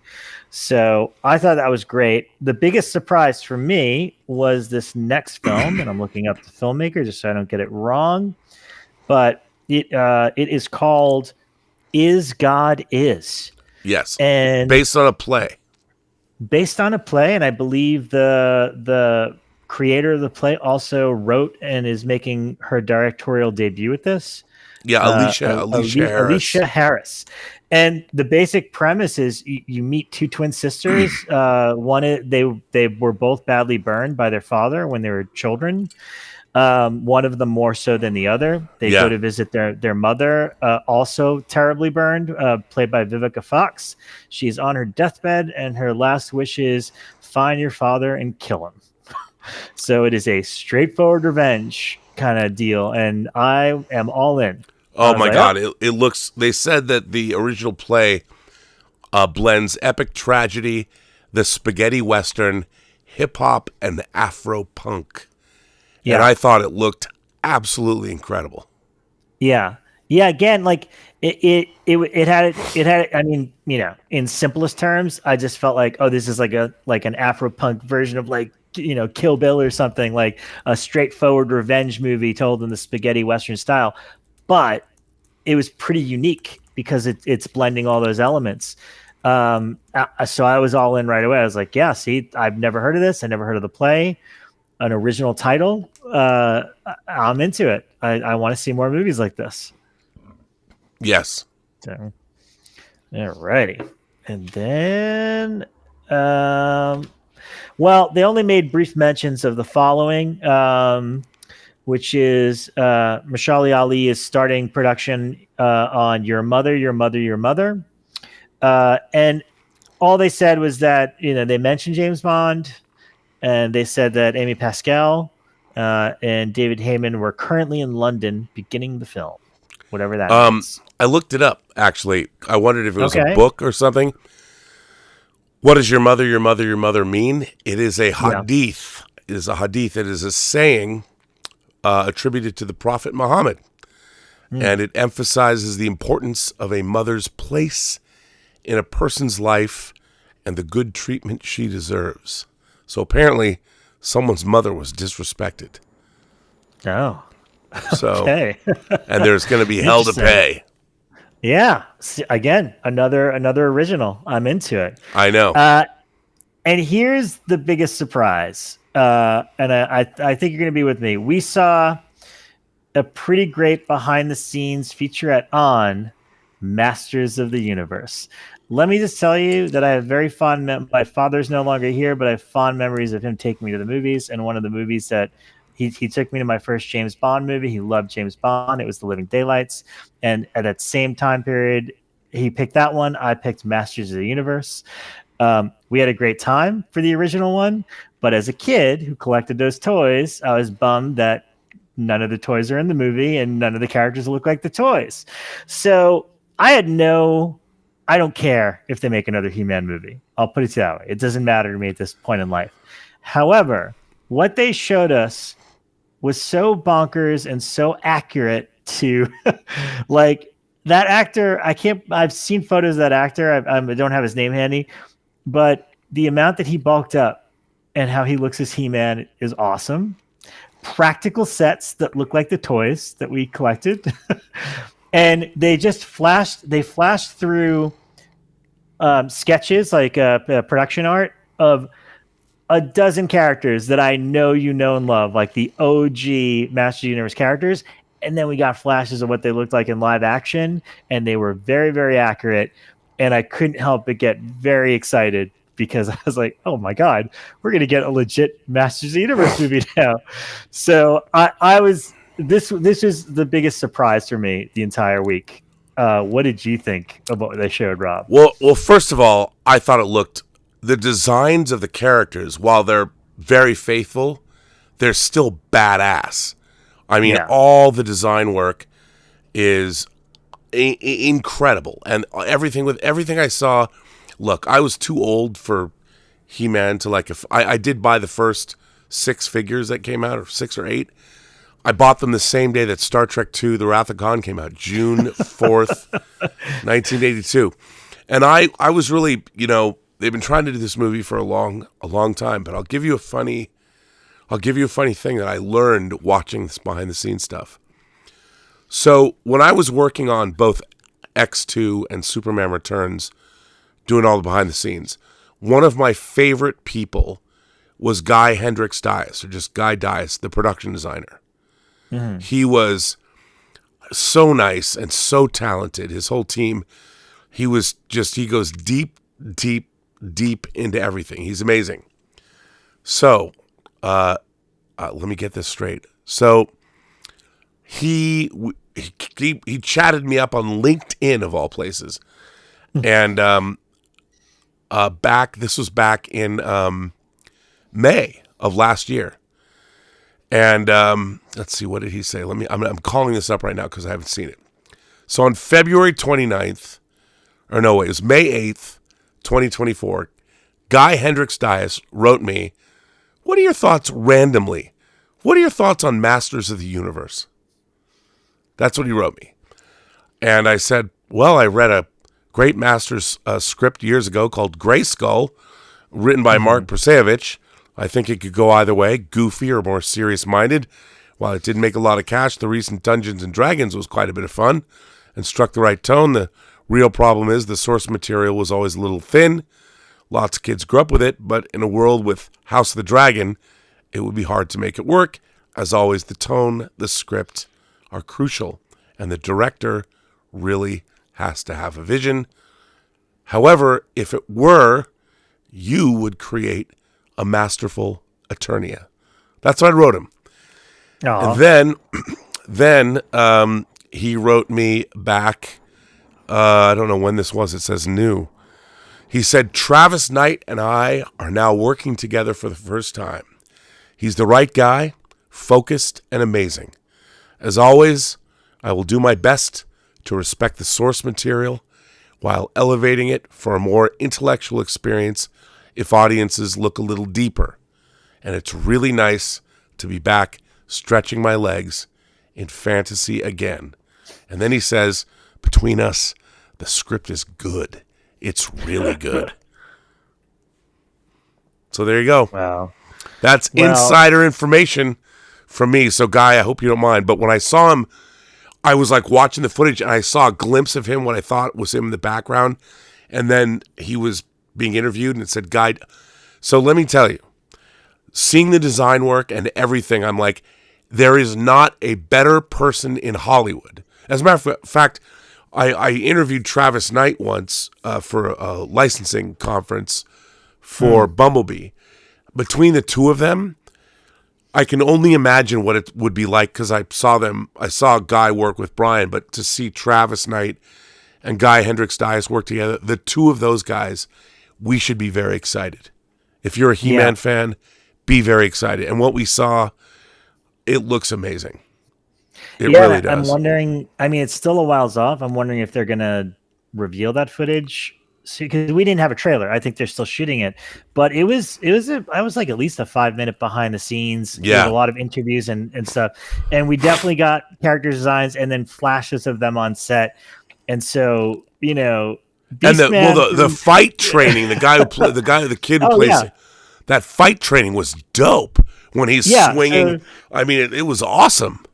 It's not going to be a sword fight with a giant light in the background like the last time. No, these were legit, fencing matches practically. There's I saw a glimpse of Beastman, the live action version, and he looked awesome. Trap Jaws in there. Man at Arms, Idris Elba's man. I was like, oh my God, that's awesome. Yeah. It looks awesome. I just never thought in a million years we'd get a movie taken that seriously and done that way. So it's going to be cool. Well, they've kind of wrapped it up with the Count It 2 stuff. That's the next movie. And the trailer they showed is actually now online. And you know what? I like that accountant movie, and I think 2 is going to be awesome. It looks awesome. And early reviews have said it's better than the first one. It looks better than the first one. I love the first one. Yeah, me too. So I think it's really good. All right, it's getting late, so let's wrap through some of these. It is getting late. We've been on for Wow, 2.5 hours. Pretty good. Oh my God. All right. Well, Paramount, I'm just going to run through it and you tell me what you want to stop and talk about. They kicked it off with a Mission Impossible motorcycle stunt show, kind of. Hilarious. The CEO of Paramount put a helmet on and then all of a sudden was doing incredible stunts. So that was kind of fun.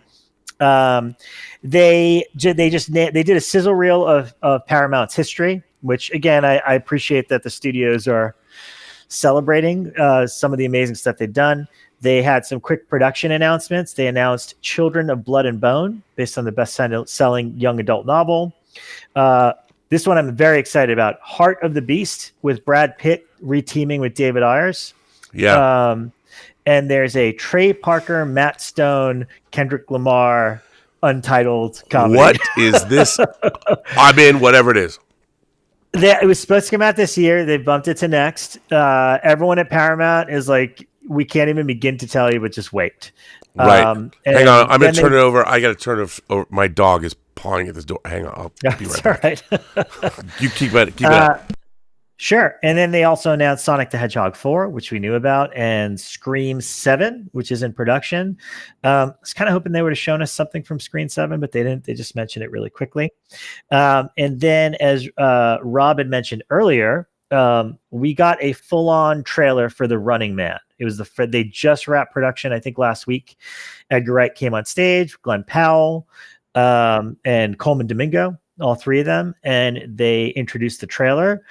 I think it's awesome. I love the Arnold movie with all my heart and soul. But as Edgar reiterated on stage, this is an adaptation of the original novel that he grew up and loved. So it's not a remake of that movie. And in fact, based on the footage we saw, it definitely it feels like an Edgar Wright movie, like an original sci-fi Edgar Wright movie versus sharing anything in common with The Running Man you know and love. So I think that's cool because they're both going to exist and both be completely different types of movies. Glenn Powell is awesome. I think he's proven himself to be quite a star in the last couple of years. So that's going to be incredible. If Rob wants to add to that, we can in a minute. Paramount Animation, they announced Paw Patrol, the Dino movie, yet another Paw Patrol movie. Aang, the Last Airbender, and they are doing a sequel to the animated Teenage Mutant Ninja Turtles Mutant Mayhem. And then this summer is the new Smurfs movie coming out July 18th. Rihanna came out. She's the lead star. She plays the Smurfette, and she introduced a pretty lengthy new trailer, which should be debuting any day now. More kid stuff. SpongeBob movie, The Search for SquarePants. Mark Hamill is the voice of the villain. So he came out with Tom Kenny, and they did a little spiel, showed the trailer. That's coming in December. And most importantly, wrapping up with the last few Paramount presentation things, The Naked Gun, which we've already talked about.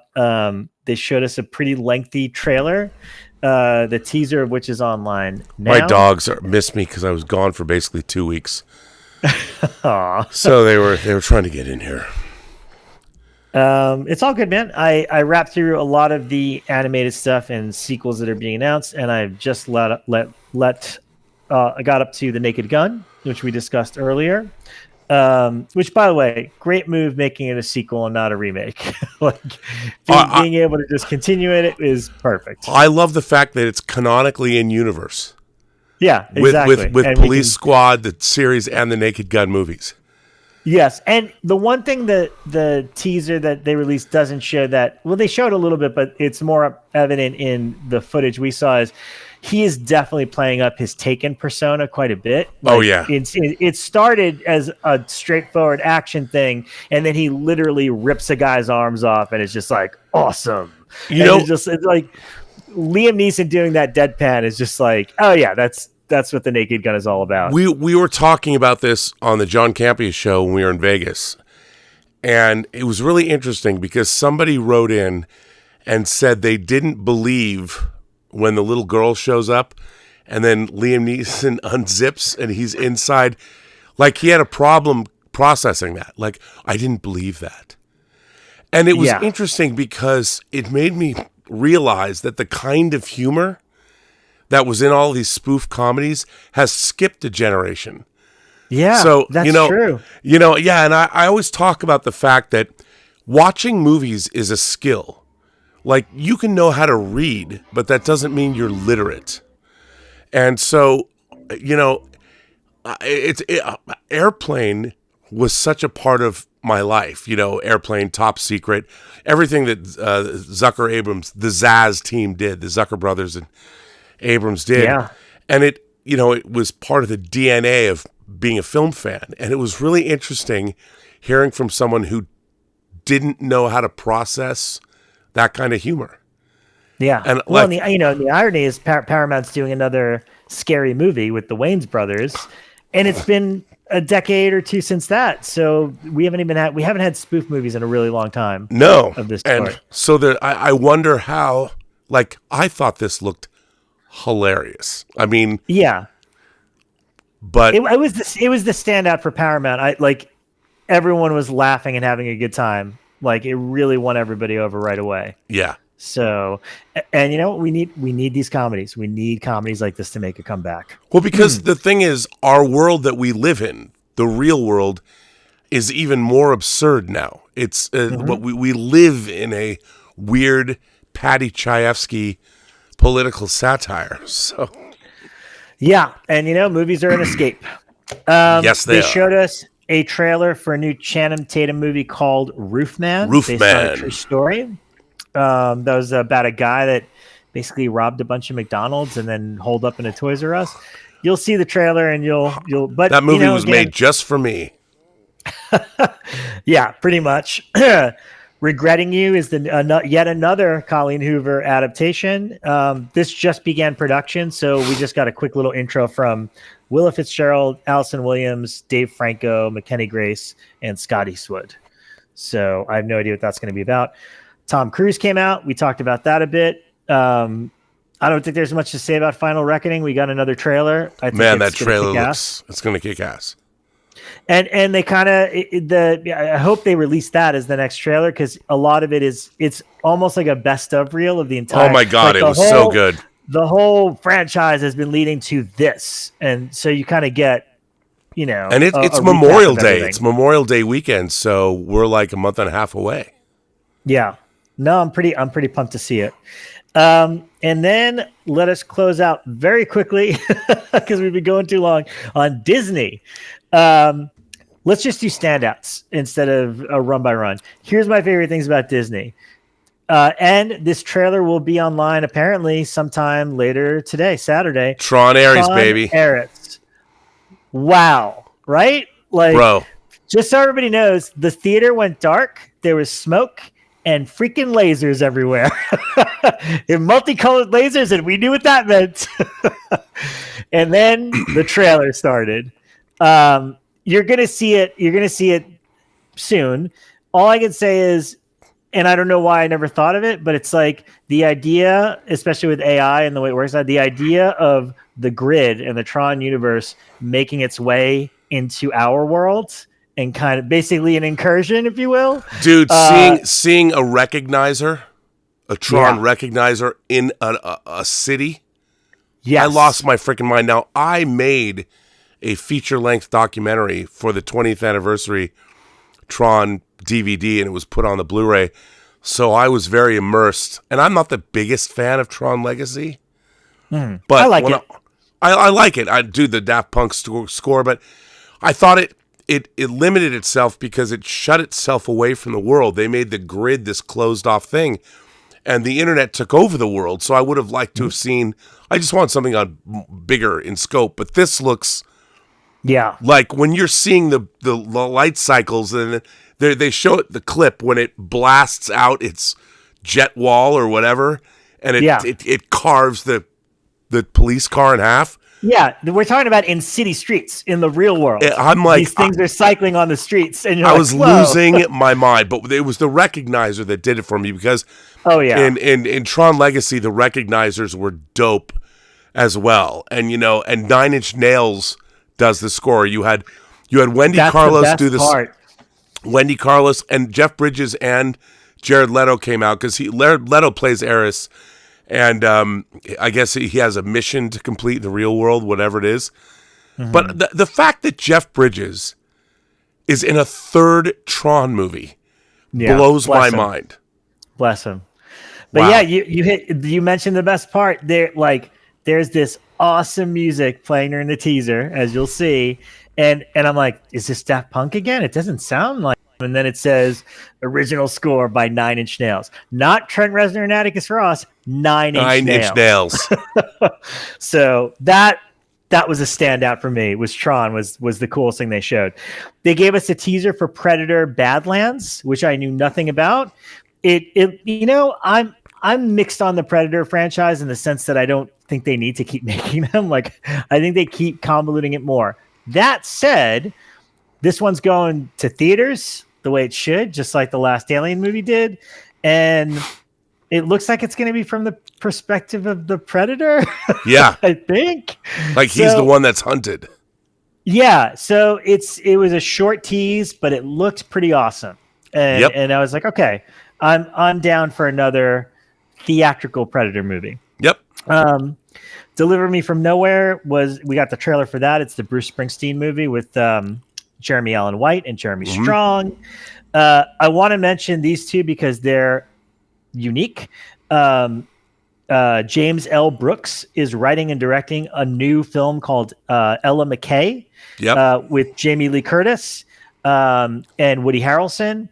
And, this is the guy that made Terms of Endearment, As Good as It Gets, movies of that ilk that we don't really get anymore.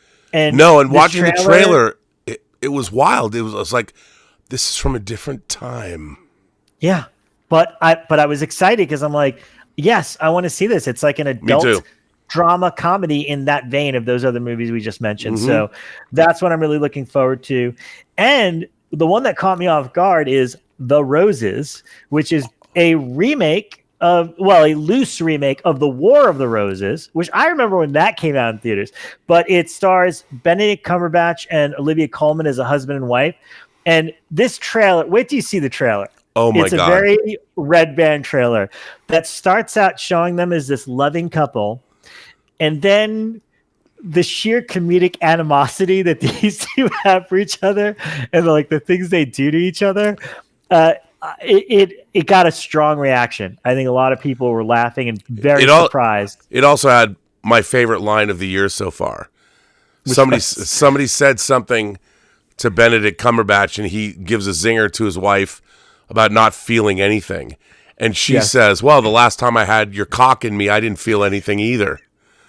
Yeah. And I was like, oh my God. It's zingers like that are like very R-rated and you won't see coming. But like really biting. And I think that's going to be, again, I like that we're getting comedies and adult films, and we haven't seen stuff like this in quite a while. And the last thing I want to talk about, unless there's anything else, is we got a new Fantastic Four trailer. I am still not 100% sold on this version of it. Me neither. I still find it incredibly suspect that even in this new trailer, we do not see any of Reed Richards' powers. Like, they're scared to show him stretching. We saw a female Silver Surfer, which I wasn't crazy about either. But the tone is interesting. Yeah. It definitely doesn't feel like every other Marvel movie. And it's the Fantastic Four. I love these characters, and seeing the silhouette of Galactus is enough to get me excited that they'll pull this off and do something really cool. I think they're hiding a lot of the movie because they don't really want us to know what's going on. But it's worrisome that even the dialogue that they've had between the characters seems to be generic movie dialogue that we understand. Like, as long as we're together, everything will be okay. It's all like as that. As long as we fight as a family. Yeah, like, and I'm like, how many movies could that be from? And I want to know what. But I think they're hiding it, and maybe because there's things we can't know yet until after the Thunderbolts come out. Right. I don't know. Yeah. And the extent of the Thunderbolts, they showed us more stuff. I'm interested. It looks really fun. Obviously, they've only showed us a little bit of the movie, like all Marvel movies. So we only have but it looks, it's just more of the same. It looks great. I'll see it. Yeah. You know, but I think it'll be fun. I do not feel about the Marvel Cinematic Universe. I couldn't wait to see Infinity War, and I couldn't wait to see Endgame. They didn't disappoint. Right now, the Marvel Universe has to win me back. Agreed. And I want to be won back. Mm-hmm. So, well, listen, maybe Fantastic Four will do it. Maybe he'll do it. But you know what? I would say overall, didn't this make you excited about movies? Very optimistic. Yeah, very optimistic. Because again, and I've told you this in private, that nothing, we're already in April, and nothing this year has been great. You know what I mean? Like, there's always a couple movies here and there that I walk away from. I know for you, Companion is one that you consider great. But and that's it. At scale. You know, Yeah. When I said I thought for what it set out to do, it totally succeeded and succeeded very well. Yeah, but yeah, I haven't been to. I didn't know what to look forward to before this CinemaCon, right? Because I didn't know what any of these titles I didn't recognize. I didn't know what they were, and anything that I did recognize with a number 2 next to it, I didn't feel that enthusiastic about. But now that we've gotten to see a little taste of it, I do feel very hopeful. And now with Minecraft doing pretty well, and next week we've got 4 major films. We've got Drop from Universal Blumhouse. Which have you seen that? I have, and I hate to admit it because I haven't liked the Blumhouse it looks really movie good. in 5 years. It is a pretty solid Hitchcockian thriller. The sort of thing that Hitchcock would have killed to make. It's really good. I was pleasantly surprised by how good it was. That's good to hear. So, Drop is coming out. The Amateur, which did you know that was a remake? That there's a 1981 with John Savage? Yes, I did. I didn't. It's a remake of that movie. Yes, which I didn't know until after I saw it, but it's fine. Also, Warfare from A24, which is an experience. It is brilliant filmmaking, but very unpleasant. So is that Alex Garland? Yes, he co-directed it with the guy that was kind of his war consultant on Civil War, and it is 90 minutes in real time with a group of soldiers that are being attacked by Iraqis, and that is it. You were in the thick of it. So I've never seen a film quite like that. I found it very it's not a good time at the movies. The trailer is very intense.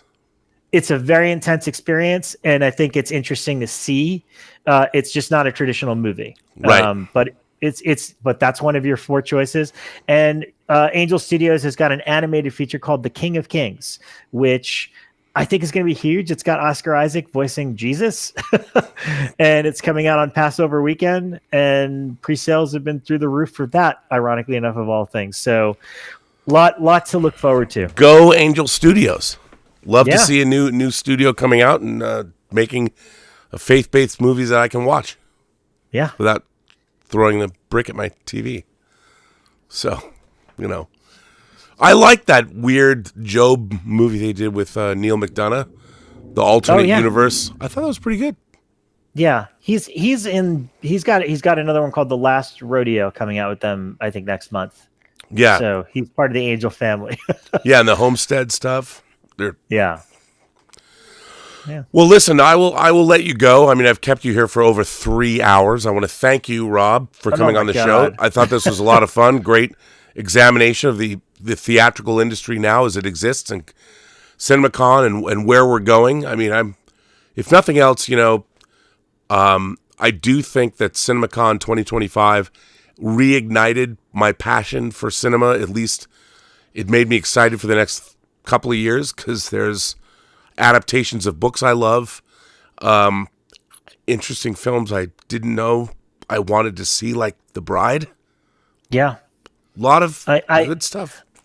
I get a sense that the studios, you know, they're in a similar position and they want to see good stuff. And we haven't, you know, a lot of decisions that were made in the last couple of years may not have been for the right reason. And the final product hasn't been as well celebrated by both the studio and the audiences. And I think they're trying to pivot as much as possible.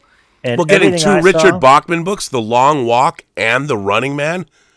It's crazy. From Edgar Wright and Francis Lawrence. I mean, it's great stuff. Producer Roy Lee had 3 movies. He had Weapons, The Long Walk, and there was one other one. And How to Train Your Dragon. Yeah, crazy.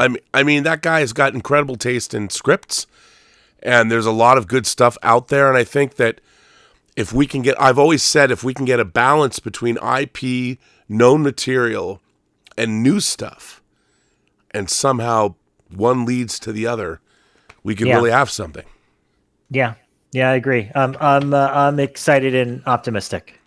Well, listen, I want to thank you very much for being here and sharing your knowledge and being here for all this time. Thanks for listening to True Noir. I will be finishing the last 2 episodes tomorrow, and it's been quite a journey doing that. And maybe I'll talk about this other True Noir thing with you later. But thank you for being here. Can people find you on social media? No. Okay, they can't. But people can find your movie Analog Love. You can watch Analog Love for free on YouTube with ads. It's my passion project about music, about the mixtape. I do have a website under my name, robertvgaluzzo.com. And all of my work over the last 20 years, every podcast, every article I've ever written or interview I've ever done is By the way, your there. repository of knowledge is incredible. Everybody should go to your website and look at it. It's really, there's so much stuff to chew on, but I warn you all, it's a rabbit hole. Yeah. But you could contact me through my website if there's something you want to comment on. But thanks, Rob, and we'll be back. Robservation Squared will continue. Yes, we're gonna have a new show called Robservation Squared coming up. I'm gonna stick around and answer the rest of your super chats. So if you want to fire in some more questions, I will be here. Rob, I will let you go, sir. All righty, thank you, sir. Thanks for being here. That was Rob G. Thank you, my friend. Appreciate it. Sorry, I'm still not over if you've been watching me go through the horrors of my. I've got a cold that hasn't left me for a long time. So let me go back to your super chats. To Mama and Tonga says, Rob, happy birthday, love the channel and your takes. Picked up Project Hail Mary after you mentioned it. If Dune Messiah is as good as Dune... Hang on.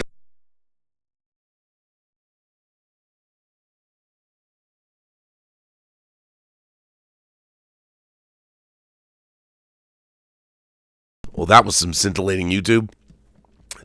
Sorry, as you know, I've been fighting this cold. I did pretty well holding it off this show. But, okay. If Dune Messiah is as good as Dune Part 1, where would the trilogy rank on your list? You know, it's hard to say. Trilogies are hard things. I honestly think that the best... There's 2 things. There's motion picture trilogies that were made direct to the big screen. And then there's trilogies that are based on previously existing material. And I would ask, which one is better? I think in terms of the most satisfying motion picture trilogy ever, I'd have to say Lord of the Rings. But that's because they had 3 of the great fantasy novels of all time. The story was laid out. Other trilogies were not that way. Star Wars, a lot of people think is the greatest trilogy ever. I think Star Wars and Empire are 2/3 of the greatest trilogy, but I think Return of the Jedi lets it down. Everyone knows I feel the way. A lot of people don't. I think it has to do. Most people who saw Star Wars are younger than me that love Star Wars. I'm an old decrepit online pundit and fan. I've been around too long. Take your Jedi weapon and strike me down. No, I'm old. So to me, Star Wars changed my life. Empire Strikes Back brought me into my teenage years, and Return of the Jedi taught me what disappointment was like. And a lot of people can't understand that, but I think it's because you had to be there and see the paradigm shift of what Star Wars actually did. So it's hard to say. I mean, the Dune trilogy, I love the Dune movies, but they're more like tone poems. What I miss from Denis Villeneuve's movies, peak verisimilitude, they're amazing. What they don't have enough of for me is people. I miss interactions of people. He's truncated, and he's even said he doesn't want to he'd rather make movies where nobody talks. My favorite movies are when people talk to each other. I like the scenes, and if you listen to my audio drama, it's just people talking. And that's what I am proud of, all directing these actors and getting the performances where they're just talking. The action stuff is fine. It's hard. It's really hard to do, especially with no picture. But my favorite thing is directing and editing people talking to each other. I love interaction. I don't know. I mean, it's hard to say. I think that as a film trilogy, whether you believe that a trilogy, if it's derived from books or if it has to be movie only like Star Wars, I think Lord of the Rings is the most successful, the most satisfying of all trilogies. Dune's pretty damn good though. And I will say this, as cinema, every time I watch Dune, I'm fucking gobsmacked. And I blew out my subwoofer and I blew out a tweeter in my right front center channel watching Dune. I mean, it's incredible. But in terms of favorite trilogies, I mean, even like the Back to the Future trilogy, which I think is really solid, they didn't plan on it being a trilogy. Commercial success made them turn it into one. And it's weird. So I think the Back to the Future trilogy is really pretty damn solid too. It's pretty solid. But it's never going to be as epic and mythic as other. I don't know, man. It's tough. I'd have to see Dune Messiah because, again, I can't rank. That book is so different, and what happens in that book is so different than Dune. I mean, same characters, but I don't know. I can't answer that question. It's a great question, though. Tom Jr. Jackson says, Bobby B., after hearing you and John talk about 3 Bags Full, I ended up ordering the book. I enjoyed the CinemaCon coverage. Happy birthday, Rob. Well, thank you, Tom. I appreciate that. My birthday, we're closing in. My birthday, my real birthday, is next month. And Tom, what would be the best birthday gift ever? Is if I do a birthday YouTube stream on May 15th, which is my actual birthday, and no one says happy birthday. I don't want that to make me feel bad, but it'd be kind of funny. B Things says, will that new Red Sonja movie ever be released? I'm sure it'll suck, but part of me needs to see it. B Things, I'm right with you. Who wouldn't want to see it? I want to see it. I will forever be sad for the Red Sonja movie that I read that is never going to be made, which is too bad, but what can you do? I need to see it too. Why not? Blue Sunrise, which is better than Blue Sunshine if you've ever seen that movie. I love that movie, but bad things happen to Zalman King. I'm super hyped for this summer. So many big movies coming from Superman to F4 and Jurassic World, or F1, right? F1? Oh, Fantastic Four, not F1. Yes, from Superman to Fantastic Four and Jurassic World, and all of them have super hot ladies. I can't wait. Well, you and I, we park our shuttlecrafts in the same shuttle bay. 1001 Johnny has been a member of the channel for 22 months, says, Rob, love and peace. Thank you, sir. B Thing says, is Weird Science Sexy Mary Poppin' for teenagers? Sexy Mary Poppins for teenagers? I never heard it put that way, but maybe. I mean, let's face it. If Julie Andrews showed up in my house when I was a teenager, I'd give it a shot. I'd supercalifragilisticexpialidocious her as best I could. Yeah, I think you might be right there. Darth Plato says, Rob, please accept this donation. Darth Plato, that's very nice of you. $10 super chat from Darth Plato. And he says, Rob, please accept this donation for the AI sex robot. I can't go there, man. I mean, part of my thing is I need to know that I like participating in a partner's, what do they want? What do they like? What do they fantasize about? A sex robot that would do everything I want would be kind of, I'd want to please her.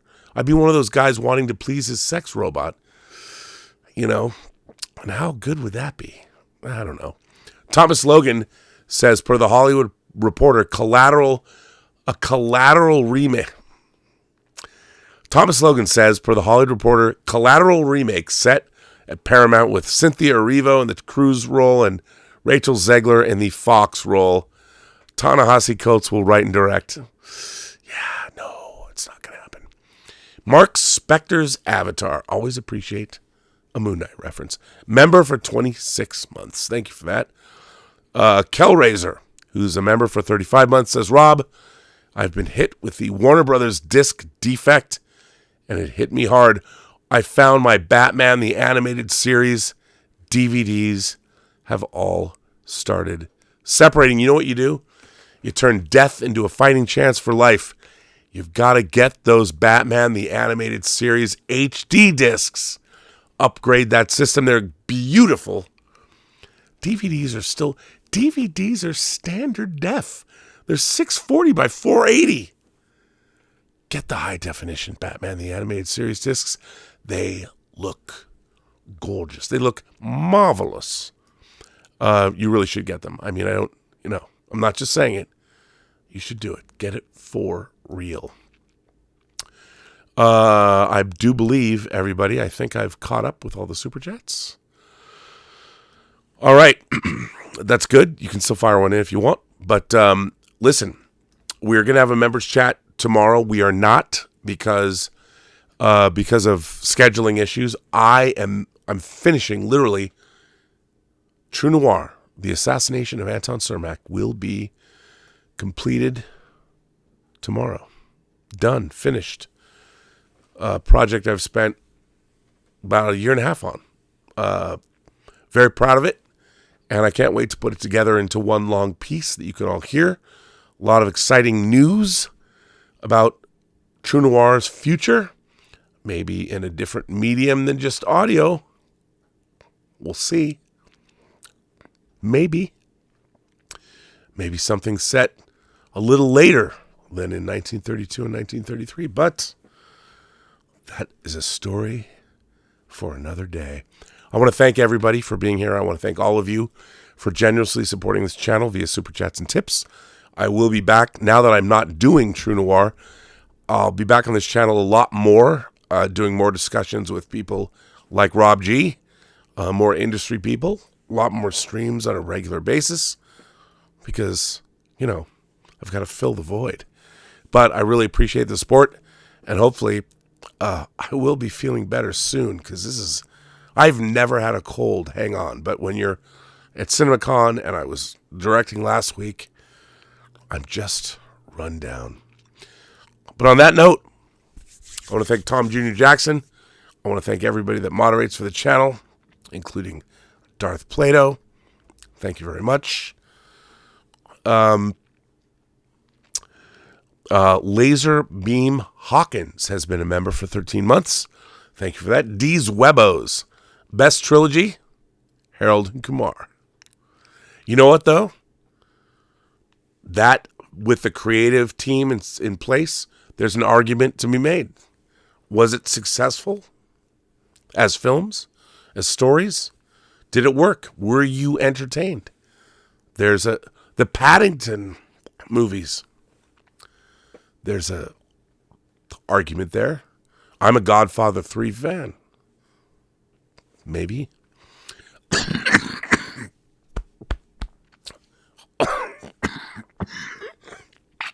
I apologize. Watch me die on YouTube. Thomas Logan says, talk about Last Tango in Paris and why it's important. Well,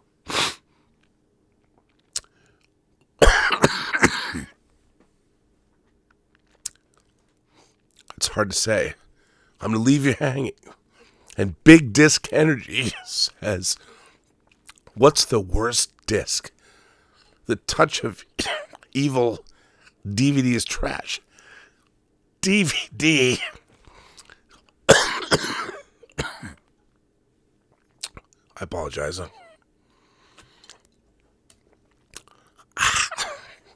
Why do you have DVDs? But I'm just going to end this before I cough myself to death. I want to thank all of you for sticking around. And remember, Thomas, I'll talk about Last Tango in Paris on Sunday. Remember, every person you meet has a story to tell that you have yet to hear. And all you have to do is listen. Hopefully, I won't die before tomorrow. Thank you all.